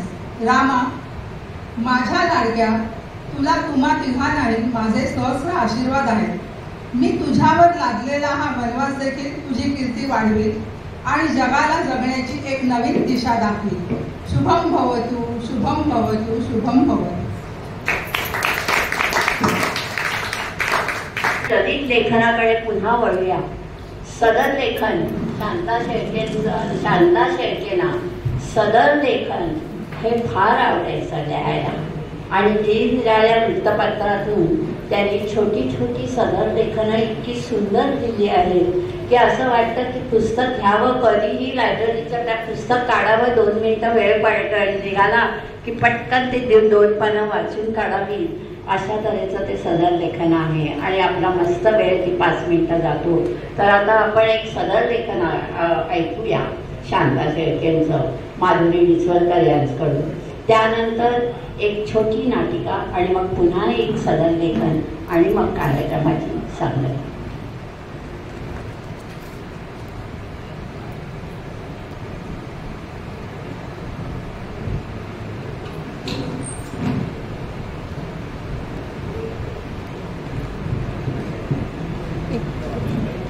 नमस्कार. लेखाचं नाव आहे बिराडकर. शांताबाई लिहित आहेत, मी पुण्यात कायमची राहायला आले तेव्हा आमच्या राहत्या घराच्या जागेवरचा मजला भावाने माझ्या बांधून घेतला आणि एक फ्लॅट तयार केला. 3 मोठ्या खोल्या, भरपूर हवा प्रकाश आणि समोर भली थोरली मोकळी गच्ची. फ्लॅट खरोखरच सुंदर होता. पण मला लेखन वाचनासाठी इतक्या एकांताची कधीच आवश्यकता वाटत नाही. उलट भोवती माणसांचा वावर नसला ना तर मला चैनच पडत नाही. तेव्हा सगळा वेळ मी खालीच असते. वरच्या फ्लॅटमध्ये माझी पुस्तकं, कपाट आणि अवांतर सामान ठेवलेलं आहे. पण दिवसातून एकदा तरी माडीवर चक्कर मारायला हवी म्हणून अंघोळीसाठी तेवढी मी फक्त वर जाते. पुस्तकांची उचक पाचक करते, पसारा पडला असेल तर तो आवरते आणि आंघोळ उरकून खाली येते. ती पुन्हा दुसऱ्या दिवशी सकाळपर्यंत मांडीवर फिरकत सुद्धा नाही. एकदा सकाळी नेहमीप्रमाणे आंघोळीसाठी मी वाडीवर गेले. दाराचं कुलूप काढून फ्लॅटच्या खोलीमध्ये मी पाऊल टाकलं आणि माझं लक्ष समोरच्या पुस्तकांच्या फडताळाकडे गेलं. मी खेळल्यासारखी जागच्या जागीच उभी राहिले. समोरच्या भिंतीत लाकडी फळ्या बसवून वेगवेगळ्या आकाराचे कप्पे केलेत आणि त्यामध्ये माझी पुस्तकं ठेवलेली आहेत. पुस्तकं सहज दिसावीत, हवी तेव्हा काढून घेता यावीत म्हणून मी त्या कप्प्यांना काचाही लावलेल्या नाही. अगदी वरच्या अर्धवट रिकाम्या अशा कोपऱ्यातल्या कप्प्यात 2 लहानसे पक्षी एकमेकांशेजारी अगदी निश्चल स्तब्ध उभे होते. मी दार उघडून आतमध्ये गेल्याबरोबर त्या चिमुकल्या 2 डोळ्यांच्या 2 जोड्या काहीशा संशयानं आणि काहीशा भयानं माझ्याकडे रोखून बघू लागल्या. पण ते पक्षी काही जागचे हल्ले नाहीत किंवा उघड्या खिडकीतून उडून बाहेरही गेले नाहीत. त्यांच्या भेटाईचं मला फार कौतुक वाटलं. जागा सोडण्याचा त्या पक्ष्यांचा विचार नव्हता. ते एकटक माझ्याकडे बघत मात्र होते. मी लांबूनच त्यांना नीट निरखून बघितलं. चिमणीपेक्षा त्यांचा आकार थोडासा मोठा होता. रंग चमकदार काळा होता. पार्श्वभागावरची पिसर लाल रंगाची होती आणि डोळे गोल लुकलुकते होते. कप्प्यातून थोडासा कचरा, काड्याकुड्या खाली पडल्या होत्या. त्या दाम्पत्याने घरटं बांधण्यासाठी फडताळ्यातल्या वरच्या मोकळ्या कप्प्यांची निवड केली होती. पक्ष्यांवरची माझी दृष्टी न हलवता मी हळूहळू खोलीत शिरले. ते चिमुकले डोळे अजूनही माझ्याकडेच बघत होते. माझ्या हालचालीचा अंदाज घेत होते. त्यांच्यामध्ये भीती होती, पण त्याचबरोबर आर्जवाची आणि काकुळकीची भावना होती. कदाचित माझी नुसती कल्पना सुद्धा असेल, पण मला वाटतं ते पक्षी मला म्हणत होते, अहो आम्ही इथे घरटं गेलो, आमचा मुक्काम आता इथेच राहणार आहे, आम्हाला हाकलून देऊ नका, आम्ही तुम्हाला खरंच काही त्रास देणार नाही. त्यांची ही विनवणी कळल्याप्रमाणे मी नजरेनच त्यांना आश्वासन दिलं. त्यांच्याबद्दल काही जास्त कुतूहल दाखवलं नाही.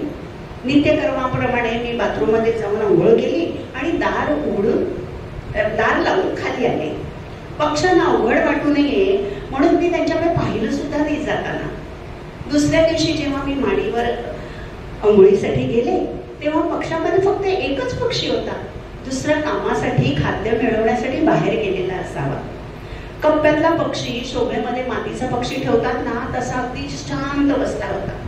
मी तर्क केला, घरट्यात बहुधा अंडी असावी आणि हा पक्षी म्हणजे मादी असून ती अंडी उगवत असावी. कदाचित अंडी उगवण्याचं काम दोन्ही पाखरं आळीपाळीने करत असावी. एकाने अंड्याचं रक्षण करावं आणि दुसऱ्यानं तेवढ्यात बाहेर फेरफटका मारून यावा अशी त्यांच्या कामाची विभागणी त्यांनी आपापसातच केलेली असावी.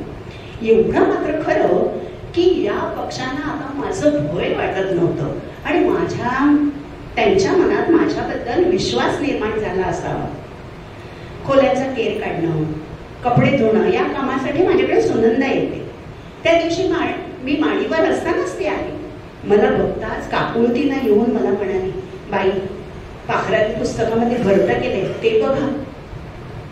अगं माहिती आहे मला. मी म्हटलं, बाई ते घरटं मोडू नका बरं का, त्यात त्यांची अंडी असतील. पाखराचं घरटं मोडलं तर पाप लागतं. तिच्या बोलण्याचं मला हसूच आलं, थोडा रागही आला. मी समजून घालण्याच्या स्वरात तिला म्हटलं, अगं पण मी कुठं घरटं मोडायला निघालीये? गरीब बिचारी पाखरं आपल्या घरात आसऱ्याला आली आहेत, अंडी उगवत आहेत, गरजू आहेत ती. मी काही सुद्धा करणार नाही त्यांना, राहू देत त्यांना इथे सुखात. सुनंदाचं समाधान झालेलं दिसतं. मग तिला आणि मला तोच एक चाळा लागून राहिला. रोज पाखरांकडे बघितल्याखेरीज त्यांची खबरबात घेतल्याखेरीज आम्हाला चैनच पडत नसे. पाखरही आता चांगली धीट झाली होती.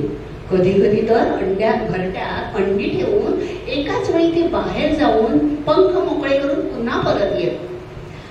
पण बऱ्याच वेळा घरट्यात एक तरी पक्षी असे, क्वचित दोघंही बसलेले असत. अधूनमधून चिवचिव करत आपापसात बोलत. प्रापंचिक जबाबदारीने अवघडलेलं एखादं जोडपं असं ना, तशी ती मला वाटत. त्यांच्याशी आता आमची चांगली ओळख झाली होती आणि त्यांच्याबद्दल माझ्या मनात आपुलकीचा भाव निर्माण झाला होता. एके दिवशी नेहमीप्रमाणे मी अंघोळीसाठी माडीवर गेले. तो दोघांपैकी एकही पाखरू तिथे नव्हतं. घरट्यातून मात्र अगदी बारीक तीक्ष्ण सुईदार असा चिवचिव चिवचिव आवाज माझ्या कानावर आला. मी ओळखलं, अंडी उगवण्याची मुदत आता संपलेली आहे आणि अंड्यांची कवच वेधून पिल्लं बाहेर आलेली आहे आणि त्या इवल्या पाठफोट्या चिमुकल्यांना आमच्या भरवशावर मागे ठेवून त्यांचे आईबाप बाहेर हिंडायला गेलेले आहेत. त्यांनी प्रकट केलेल्या या विश्वासाबद्दल मला त्यांची कृतज्ञता वाटली. त्याबरोबर पिल्लं अंड्यातून बाहेर आली याचा आनंदही झाला. पिल्लं बघण्याची मला फार उत्सुकता वाटत होती, पण मोठ्या पाखरांना ते आवडणार नाही म्हणून घरट्या डोकावून बघण्याचा मोह सुद्धा मी प्रयत्नाने आवरला. एवढं मात्र खरं की आता दोन्ही पाखरं फार थोडा वेळ घरट्यामध्ये असत. अंडी उगवण्याचं आणि पिल्लं अंड्यातून बाहेर काढण्याचं मुख्य जे महत्वाचं काम होतं ना, ते आता संपलं होतं आणि बाहेरच्या मोकळ्या हवेशीर वातावरणाची, तिथल्या विस्तीर्ण आकाशाची ओढ त्यांना पुन्हा उत्कटतेने लागली होती. पिल्लांबद्दलच्या त्यांच्या आपल्या कर्तव्याला ते इमाने जागत होते. सोचीतून खाद्य आणून त्यांना नियमाने भरवत होते. पण पूर्वी घरटं कटाक्षाने सांभाळण्याची आता त्यांना गरज काही दिसत नव्हती. असे काही दिवस गेले आणि एकदा मी माडीवर गेले तर एक विलक्षणच दृश्य माझ्या नजरेला पडलं. 2 अतिशय सुरेख गोजीरवाणी काळी भोर पिल्लं घरट्यातून बाहेर पडली होती आणि पंख फडफडवत आंधळ्या गतीनं इकडून तिकडून इकडे उडत होती. उडण्याची शक्ती त्यांच्या लहानशा पंखात आली होती हे उघड होतं, पण आता त्यांना खोली बाहेर पडायचं होतं. खिडकीतून बाहेर मोकळ्या वातावरणात जायचं होतं. माडीवरच्या खिडक्यांना काचाची तावदाने लावलेली सरकदारे आहे. पिल्लांना काचांमधून बाहेरचं निळं आभाळ, हिरवी झाडं तर दिसत होती, पण मध्ये काचा असल्यामुळे त्यांना बाहेर काही जाता येत नव्हतं. हा काय प्रकार आहे हे काय त्या बिचाऱ्यांना कळले ना. ती खिडकीशी जात काचांवर आपटत आणि विश्रांता शोध परत मागे येत. त्यांची तगमग काही मला बघवेना, पण त्याचबरोबर त्यांना हाताला धरून नीट खिडकी बाहेर सोडण्याचा पण मला धीर होईना. माणसाने हात लावलेल्या पिल्लांना पाखराची जमात पुन्हा आपल्यात घेत नाही, उलट चोचीने भोसकून त्यांना ठार मारते हे मी ऐकलं होतं. त्या नुसत्या कल्पनेनेच माझ्या अंगावर शहारे आले. पुन्हा आई बाबांच्या गैरहजेरी पिल्लं बाहेर सोडावी की नाही हेही मला कळेना. शेवटी मी खिडकीच्या जवळ उभी राहिले. सरकदार हळूच उघडलं आणि त्यात एक फट ठेवली. छोट्या पिल्लांनी ती फट पाहिली आणि त्यातून भुरकन बाहेर उडून गेली. त्यानंतर पिल्लं, त्यांचे आई बाप कुणीच परत आलं नाही. घरटं तसंच कप्प्यात त्यांची वाट बघत होतं. जवळजवळ 8-10 दिवस गेले तरी आमचे बिराड करू काही घरट्याकडे परतले नाही. मोठ्या पक्ष्यांनी अंडी उगवली होती. पिल्लांनी अंड्याबाहेर पडून जग बघितलं होतं, पण आता त्यांना कुणालाच घरट्याची गरजच उरली नव्हती आणि पर्यायानं माझी, सुनंदाची ओळखही ते सोयीस्करपणे विसरून गेले होते. 15 आम्ही पिल्लांची, पक्ष्यांची वाट बघत होतो. शेवटी त्याचा काही उपयोग नाही हे माझ्या ध्यानात आलं. मी सुनंदाला म्हटलं, अगं घरटं काढून टाका, पाखरं काही येत नाही परत. त्यांची गरज संपली. सुनंदाने स्टुलावर उभं राहून घरटं खाली काढलं. पिसं, काड्या, अंड्यांची कवचं यांचा ढिगारा खाली कोसळला. तो पसारा एवढा असेल याची आम्हाला कल्पना नव्हती. जवळजवळ बादलीवर कचरा निघाला. सुनंदा तो मुकाट्याने आवरत होती. तिचे डोळे भरून आले होते. माझे मन फार विषण्ण झालं होतं. पाखरं मला किती सहज विसरून गेली होती. कदाचित तोच त्यांचा नैसर्गिक स्वभाव असेल. कदाचित आई बाप आणि पिल्लंही आता एकमेकांना यापुढे ओळखणार नाही. मला एक जुनी ओवी आठवली. वाट सरू मुक्कामा येती, पहाट होता निघून जाते. तैसे असावे संसारी जो वरी प्राचीनाची दुरी. या ओवीचा अर्थ माझ्यापेक्षा पाखरांना जास्त कळला होता. पु ल देशपांडे यांच्या एका छोट्या आता आपण पु ल देशपांडे यांच्या एका छोट्या नाट्यप्रवेशाकडे वळूया आणि मग त्यांच्यानंतर एक ललित वेगळी आणि मग आपल्या कार्यक्रम. तर हे नाटक आहे सांत्वन. हे नाटक आहे सांत्वन. नाटक आहे सांत्वन. हाय फाय सोसायटीतल्या बायका समाजात येत आहेत. सर्व बायका हाय फाय सोसायटीतल्या आहेत आणि मेम साहेब तिचे सासरे गेले तर सांत्वना करता त्या आलेल्या आहेत. तो हा प्रसंग आहे आणि थोडासा विडंबनात्मक पु ल देशपांडेने ते लिहिलेलं आहे. त्याचा आपण आता आस्वाद घेऊया. आणि मग ह्याच्यात मेमसाब आहे, मी स्वतः. बहुतेक आज मला रडण्याची भूमिका आहे कायमच. आणि मिस्टर भडकमकर आहेत, प्रिया केळकर. आणखीन मिसेस भडकमकर आहेत योगिनी जोशी. आणि मिस्टर साठे आहेत सीमा बहुतुले. मिसेस साठे आहेत सीमा बडके. तर आता सुरू होत आहे एकांकिका सांत्वन. ह्याच्यात सीमा बडके ह्या नवीन आलेल्या आहेत अभिवाचनामध्ये, त्यामुळे त्यांचंही मी आता स्वागत करते. 2 आम्हाला नवीन मिळाले अभिवाचनामध्ये सभासद. तर ठीक आहे, आपण आता सांत्वनाला चालू करूया. ज्येष्ठ नागरिक संघ प्रस्तुत करत आहे पु ल देशपांडे यांची सांत्वन ही एकांकिका.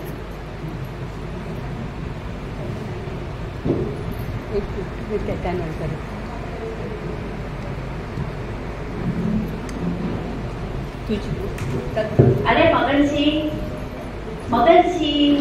कभी से बुला रही हूँ. वो जो बच्चों का जो रिकॉर्ड रूम है उसका वॉल्यूम कम करो पहले. और किसका फोन है? भड़क मकर नहीं होगा, भड़कमकर. पहले फोन दे दो मुझे. हाँ भड़कमकर का. हो अहो प्लवात कसली जाते आम्ही.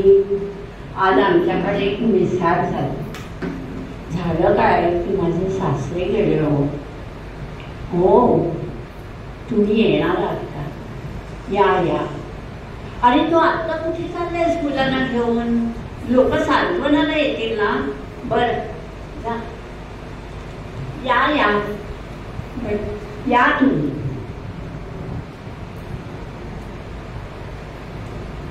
बसा तुम्ही.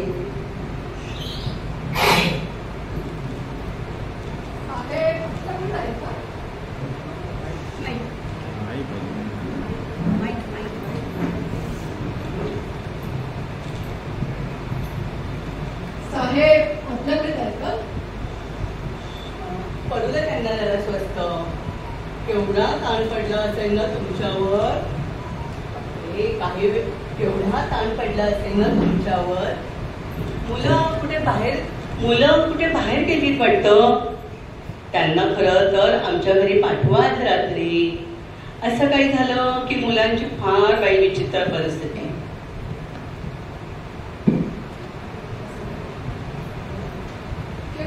आज दुपारी चालू वाटतं. काय बरं तारीमध्ये? Nana died today morning heart fail. Expired म्हटलं असतं तर तुम्ही बरं दिसलं असतं. Oh I see. हे बाकी इंग्लिश बोलून माणूस सापडणं म्हणजे कठीण आहे. डाएट म्हणजे ना जरा हार्श. डाएट काय आणि एक्सपायर्ड काय?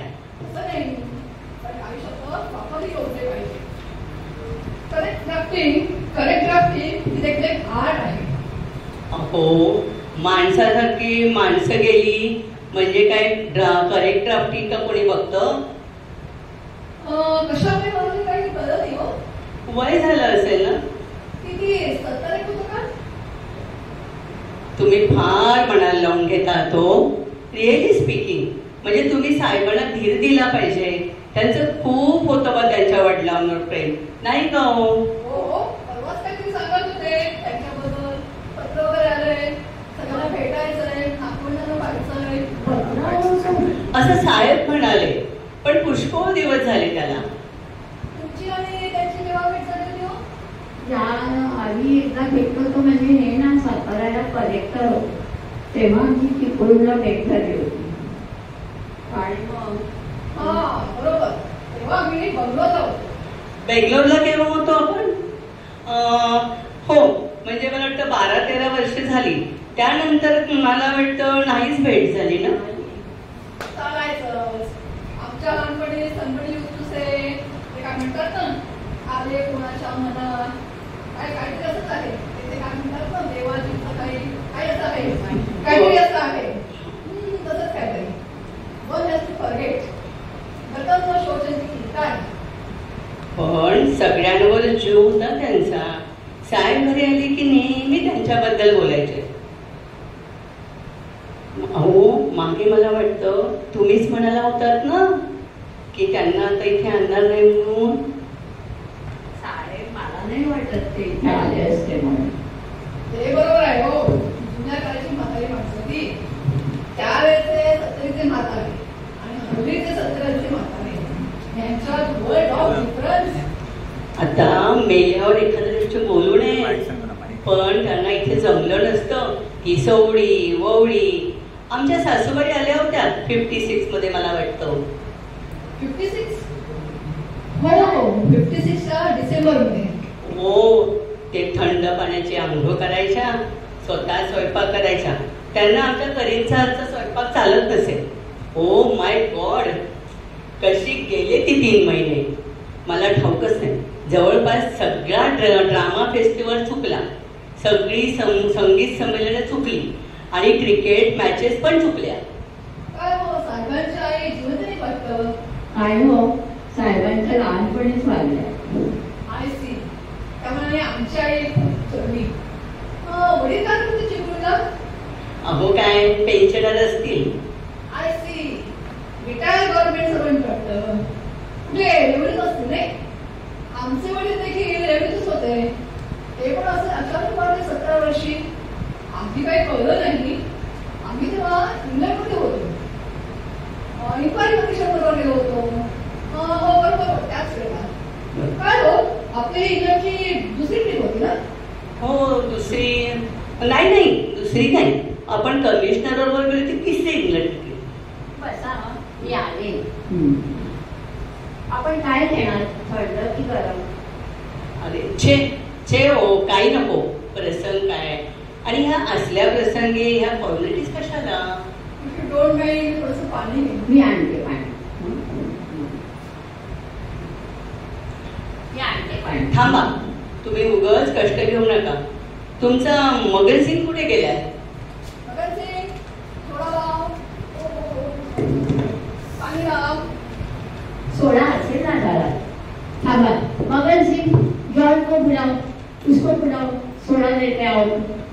वास्तविक आपण देखील आता विश्रांती घेतली पाहिजे. अहो, झोपला होतात ना दिवसभर. आपण म्हणजे यांना म्हणतोय मानसिक थेट आला असेल ना. पण जाण्यापूर्वी साहेबांची भेट झाली असं तर बरं आलं असतं. मगन सिंह, जॉन, साहब के लिए सोडा लाओ पहले. आपण काय केला? खरंच काही नको, विशेषतः अशा प्रसंगी. व्हॉट आय मीन, आलं ना लक्षात? जाऊ दे. लेट्स फॉरगेट ऑल अबाउट दिस. आत्ता कसं बोलात? अहो दुःख किती म्हणून करायचं. खरं तर ते साहेबांना जे केलं आतमधून बोलून आणतो. घ्या सोडा. बसा. Thank you John. या साठे साहेब.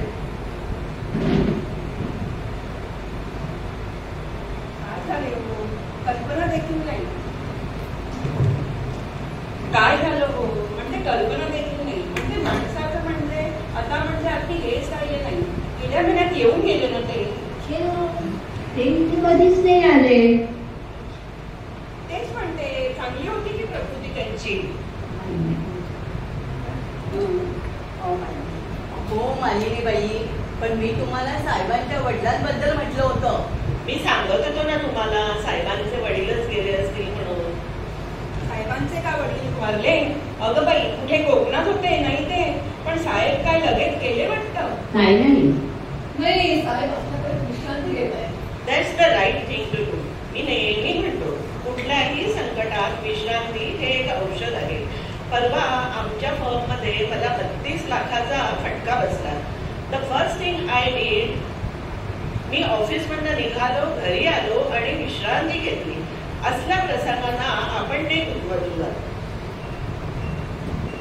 साहेबांचे वडील म्हातारे असतील नाही?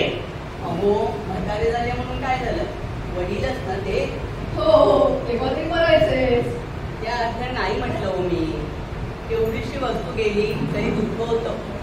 अहो, आमचा राजा गेला तेव्हा मी दिवसभर जेवले सुद्धा नाही. असला अवशेष पुन्हा बघायला मिळतो का? अहो, आपण बोललेले प्रत्येक अक्षर आणि अक्षर त्याला कळायचे. अहो, रेडिओ तिथल्या वनिता मंडळात माझं भाषण झालं होतं, तर हा पट्ट्या टेबलावर दोन्ही पाय घेऊन 10 मिनिटं चांगला उभा होता. नाही का हो? कुत्र्यांच्या सुद्धा पुष्कळ टरा असतात. काही कुत्र्यांच्या ब्रेनमध्ये अगदी माणसांसारखे सेल्स असतात. आमचा राजा अर्थात एक्स्ट्रा ऑर्डिनरी होता. माझं असं आहे, वस्तू घ्यायची म्हणजे बेस्ट. मग तुमचा राजा कशाने करतो? खरं सांगायचं म्हणजे काही कळलंच नाही. म्हणजे डॉक्टर आले, कन्सल्टंट आले, पण कोणालाही कसली परीक्षा झाली नाही. इंडियन वेट्स म्हणजे काय? युजलेस. मी त्यांना दाखवलं कुत्र्यांना कसं तपासतात ते. मला असं वाटतं राजांना हार्ट फेलच झाला असावा. म्हणजे साहेबांच्या वडिलांसारखा. कुत्र्याचा हार्ट होतो का?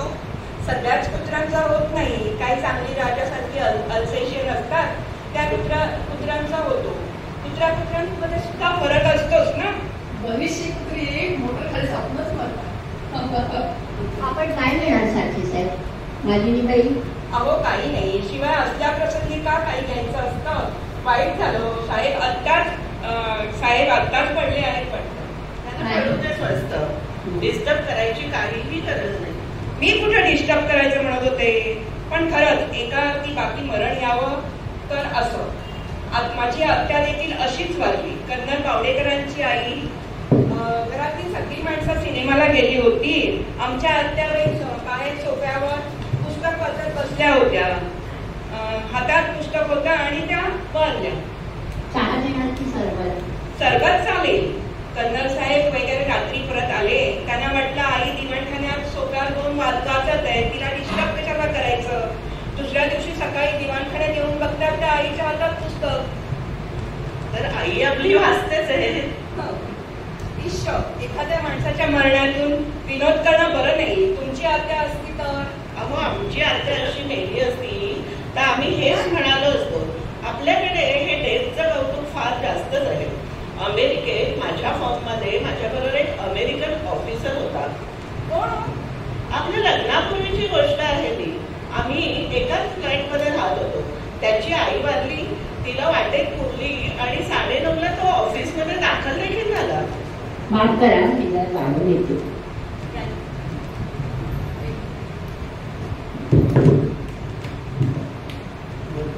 त्यांनी बरंच मनाला लावून घेतलेलं दिसतंय. निधान दाखवायला नको का कसं कसं. अजिबात पटत नव्हतं. म्हाताऱ्याला एकदाही इथे येऊ दिलं नाही. साहेब नेहमी येऊन सांगायचे, बाकी तुमची कमाल आहे बरं का मालिनी बाई. तुम्हाला काय वाटतं, यांचे वडील वारले? अहो, तुमचा फोन आला तेव्हा घरात इतका गोंधळ होता, इतका गोंधळ चालला होता की वडील वारले एवढंच ऐकलं. कुणाचे, यांचे की त्यांचे, साहेबांचे कळेच ना.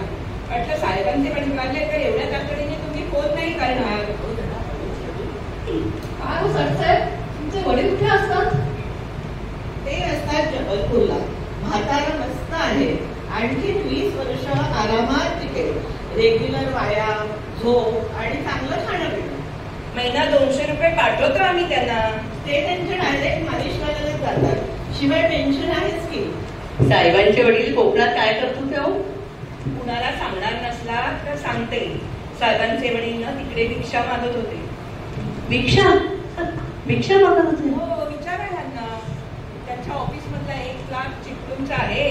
त्यांनी सांगितलं म्हणतात, लग्न उरकून आम्ही मुंबईला परत आलो तर सकाळी कार आली, अण्णासाहेब डेड, एक्सपायर्ड असा शॉक बसवून सांगतो.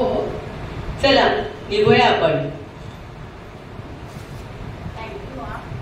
आपण सगळी मंडळी आलात, खूप बरं वाटतं. चला निघतो आम्ही. काळजी घ्या तुम्ही स्वतःची. सांभाळा स्वतः. हो, अशा प्रसंगी आलंच पाहिजे. कुणी कुणाचं दुःख हे शेअर करू शकत नाही काय, पण सांत्वनाचे 2 शब्द. चला निघू आम्ही आता. काळजी घ्या.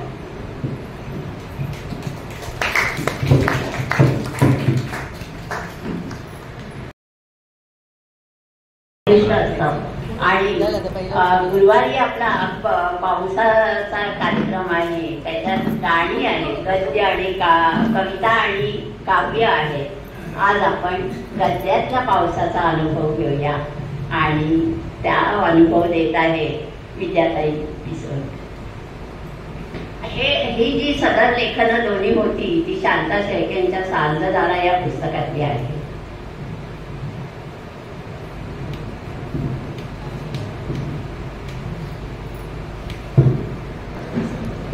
माझ्या लेखाचं शीर्षक आहे रिमझिम पाऊस पडतो. लेख आहे शांता शेळके यांचा. पाऊस मुसळधार पडतो आहे आणि मी माझ्या खोलीत खिडकीशी बसून त्याचा आनंद लुटते आहे. पावसाच्या धारांची एक संथ लय लागली आहे आणि ती खोलवर माझ्या मनाला, माझ्या व्यक्तित्वाच्या अगदी काठ्याला जाऊन फिरते आहे. घराभोवती पावसाच्या धारांनी जणू एक संरक्षक पिंजरा उभा केला आहे आणि निदान या खटकेपुरते तरी त्याने बाहेरच्या जगापासून मला अलग करून टाकले आहे. यावेळी फक्त मी आणि हा पाऊस. आमच्या दोघांमध्ये आणखी कोणीही तिसरे नाही आणि पावसाशी झालेला हा एकांत मला अगदी हवासा वाटत आहे. तसा पावसाचा सामुदायिक पातळीवरून अनुभव मी अनेकदा घेतला आहे. रस्त्याच्या गर्दीतून चालताना, हॉटेलात बसून पडत चहा पिताना, भलत्या वेळी पावसात सापडल्यामुळे एखाद्या घराच्या वरजणीखाली उभे राहून पावसापासून स्वतःचा बचाव करताना अनेक वेळा मी पावसाला भेटले आहे. त्याच्या वर्षावर भिजून चिम्म झाले आहे आणि भलत्या वेळी भलत्या जागी त्याने मला गाठून माझी गैरसोय केल्यामुळे चिडून मी त्याला मनातल्या मनात शिव्या शापही दिले. पण आता आपल्या घराच्या निवाऱ्यात सुरक्षित जागी बसून खिडकीतून हा पाऊस बघताना माझे मन अगदी आनंदाने भरून येत आहे. हा पाऊस सर्वांसाठीच पडतो आहे हे मला ठाऊक आहे आणि तरी या क्षणी तो माझा, फक्त माझा आहे आणि फक्त माझ्यासाठीच तो असा भरभरून कोसळतो आहे. हा पाऊस बघताना शास्त्रीय संगीत सादर करणाऱ्या गायकाची मला आठवण येते.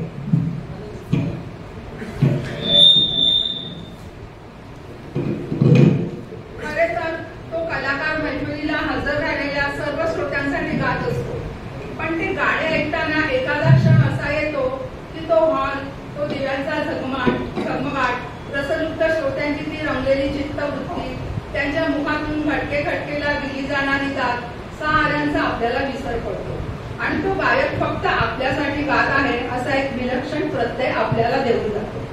या क्षणी खिडकीतून हा पाऊस बघताना मला अगदी नेमका तोच अनुभव येत आहे. वाटते या क्षणी जगात फक्त मी आणि हा पाऊस आहे, दुसरे तिसरे कुणी सुद्धा नाही. पण नाही कसे, मी आणि पाऊस आम्ही दोघेच एकमेकांच्या संगतीचा आनंद अनुभवत असताना आणखी कुणीतरी अगदी सहजगत्या तिथे आले आणि त्या व्यक्तीच्या आगमनाने आनंद कमी होण्याऐवजी तो एकदम कितीतरी पटीने वाढला. कोण बरे ही व्यक्ती? ही कविता. आयुष्यातल्या कोणत्याही बऱ्यावाईट क्षणी सुखदुःखाच्या घटकेला अगदी न चुकता आठवणारी, साक्ष देणारी, आनंद वाढवणारी आणि दुःखाची तीव्रता कमी करणारी कविता.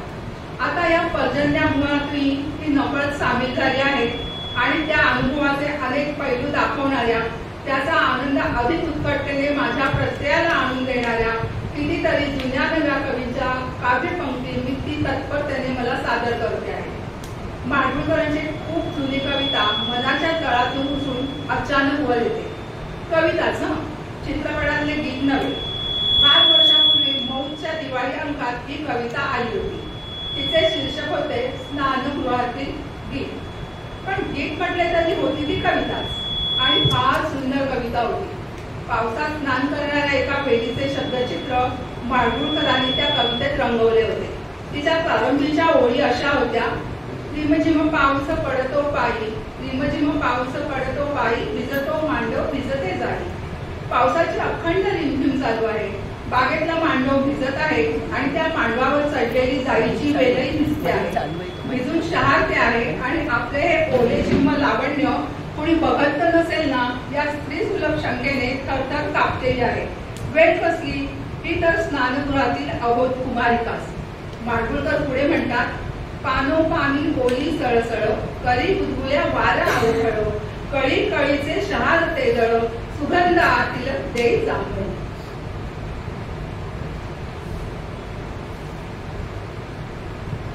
स्नानगृहात स्नान करणाऱ्या या वेलीच्या खोड्या काढतो आहे तो वारा. वारा तो अवखळपणे तिला गुदगुल्या करतो. वेळ अगदी विलक्षण लाजून जाते. तिची कळी कळी नव्हे कळी कळीच्या पाकळ्या सुद्धा शहारतात आणि आत दडलेला सुगंध आळसावल्यासारखा होऊन जांभळी देतो. नंतर काय घडते?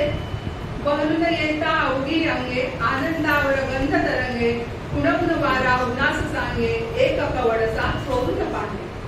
जाईची वेळ झुमझुमत्या पावसात स्नान करते, भिजून चिंब होते. तिची अंगे जळून बहरून येतात. स्नानानंतर तिच्या सर्वांगातून सुगंध दरवळतो. स्नानाचा आनंद भोगणार इतकी वेळ साऱ्यापासून स्वतःला लपवू बघते, पण तिचा तो प्रयत्न विफल होतो. तिला गुदगुल्या करणारा अवखळ थट्टेखोर वारा कुणाला सुद्धा त्या वेलीकडे बघण्यास खुणावून सांगतो.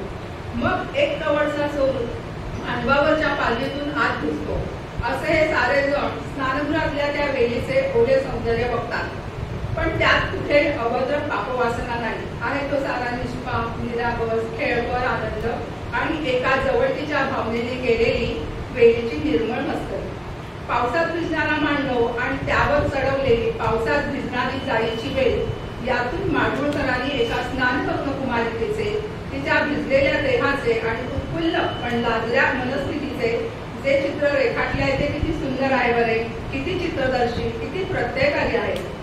पण आता माझ्याजवळ आलेल्या कवितेने केवळ एकच जुनी आठवण जागी केली असे नाही, तर पावसाशी या ना त्या नात्याने रीतीने निगडीत असलेल्या आणखी कितीतरी ओळी मला बराबर आठवू लागल्या. कोकण मी कित्येक वर्षे पाहिलेही नव्हते. हिरवे तळकोकण सारख्या कवितेतून कोकणचे रूपदर्शन मला झाले होते. पण ही कविता लिहिणारे चिपळूणचे कवी माधव यांचेच समकालीन आणि चिपळूणचे रहिवासी आनंद या नावाने कविता लेखन करणारे वी ल बर्वे यांच्या एका कवितेतल्या पुढील ओळी मला वाचताक्षणी फार आवडल्या होत्या. आजचा पाऊस बघताना कवितेने मनातल्या या ओळीला जाग आली. ओळी अशा आहेत. सळ सळ सळ पाऊस कोसळे, निर्वाळून हे मळे, उमलले सोनटक्क्याचे कळे, अंगणातल्या साचल्या जळावर पागोळी सळसळे, गुडगुडा इथून तिकडे पळे.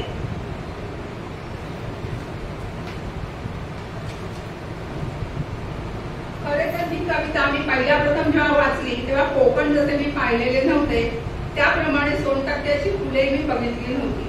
पण आनंद कविता कवींची वाचली आणि पावसाचा विलक्षण उत्कट पंचेंद्रियांनी आस्वाद घ्यावा असा अनुभव आला. सळसळ कोसळणारा पाऊस, हिरवेगार झालेले मळे आणि उमलून आपला सुगंध सर्वत्र उधळवणारे सोनटक्क्याचे कळे. त्यांनी एकाच वेळी नाद, रंग, गंध अशा आपल्या इंद्रिय संवेदनांना जाग येते आणि पावसाचा प्रत्यय अधिक अर्थपूर्ण समृद्ध होतो. पुढे कोकण जेव्हा प्रत्यक्षात पाहिले, तिथला सळसळ कोसळणारा पाऊस अनुभवला, तेव्हा आनंद कवींची कविता साक्षात माझ्या पुढ्यात आली आहे असे मला वाटले. या कवितेतल्या पागोळ्या शब्दावरून आणखी एक जुनी आठवण मनात जागी झाली. एक कविता कवी जुन्या पिढीतला, त्यांचे नाव कवी सखाराम भोगले. त्यांची पागोळ्या या शीर्षकाची कविता आहे. तिच्या प्रारंभीच्या ओळी अशा आहेत. पागोळ्या गळती झरझर कशा या पांढऱ्या गोलिल्या, गेहाच्या मिठीला वरी सुख कशा मुंडावळ्या बांधल्या, जेथे दिन दरिद्रतेसह आम्ही संकोचून राहतो, त्या गेहावरून प्रवाह रजता आता तुझा वाहतो. कविता आठवली आणि कोसळणाऱ्या पावसाला जणू आणखी एक परिमाण प्राप्त झाले. हा पाऊस गरिबाच्या घरावर कोसळतो आहे. छपरावरून पांढऱ्या शुभ्र गोलीरवाण्या पागोळ्या गळत आहेत. त्या बघताना कवीच्या मनात येते, या पागोळ्या किती सुंदर दिसतात नाही. घराच्या कपाळावरील सुबक मुंडावळ्यात जणू कोणी बांधल्या आहेत. पाकोळ्यांच्या धारा म्हणजे मुंडावळ्यांचे मोत्याचे हात. ही कल्पना जेवढी नाविन्यपूर्ण तेवढीच वृद्ध आहे. पण कवितेच्या पुढच्या ओळी अधिक हृदयस्पर्शी आहेत. कवी दरिद्री आहे. त्याचे कुटुंब एका लहानशा घरात राहते आहे, कारण त्या गर्दीतच दारिद्र्यही वस्तीला आले आहे. पण पावसाच्या वाहणाऱ्या पागोळ्यांनी त्या गरीब घराला अचानक एक वैभव प्राप्त करून दिले. कवी म्हणतो, ज्या लहानशा घरात आमच्या दैन्यासह आम्ही कसेबसे अडचणीत दिवस काढतो आहोत, त्यावरून हे पावसा तुझ्यामुळे आज प्रत्यक्ष रूपाच्या धाराच कोसळलाय. बाहेर पडणाऱ्या पावसाने आणि त्याच्याबरोबर अकस्मात प्रकट झालेल्या कवितेने मनात अशी कितीतरी सुंदर कविता पंक्तीनं जाग आली. संस्कृत श्लोक, जुन्या नव्या मराठी कवीच्या कविता, जपानी हायकू आणि चिनी प्रेमगीते एका पाठोपाठ एक सारे माझ्या भेटीला आले. पाऊस अजूनही कोसळतच होता. मी स्वतःशीच गुणगुणले, रिमझिम पाऊस पडतो.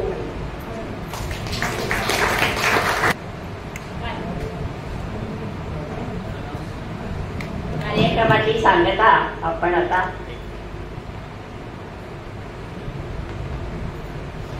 नमस्कार. आपला पाऊस गाणी हा कार्यक्रम परवा आहे. या ठिकाणी 5 वाजता आपण सगळ्यांनी याच्यावर मोठ्या संख्येने उपस्थित राहायचं. आता जो पाऊस आपल्याला थोडासा बघायला मिळाला शेवटच्या लेखात, तो परवा गाण्यांच्या आणि कवितांच्या रूपात ते सादर होणार आहे. धन्यवाद.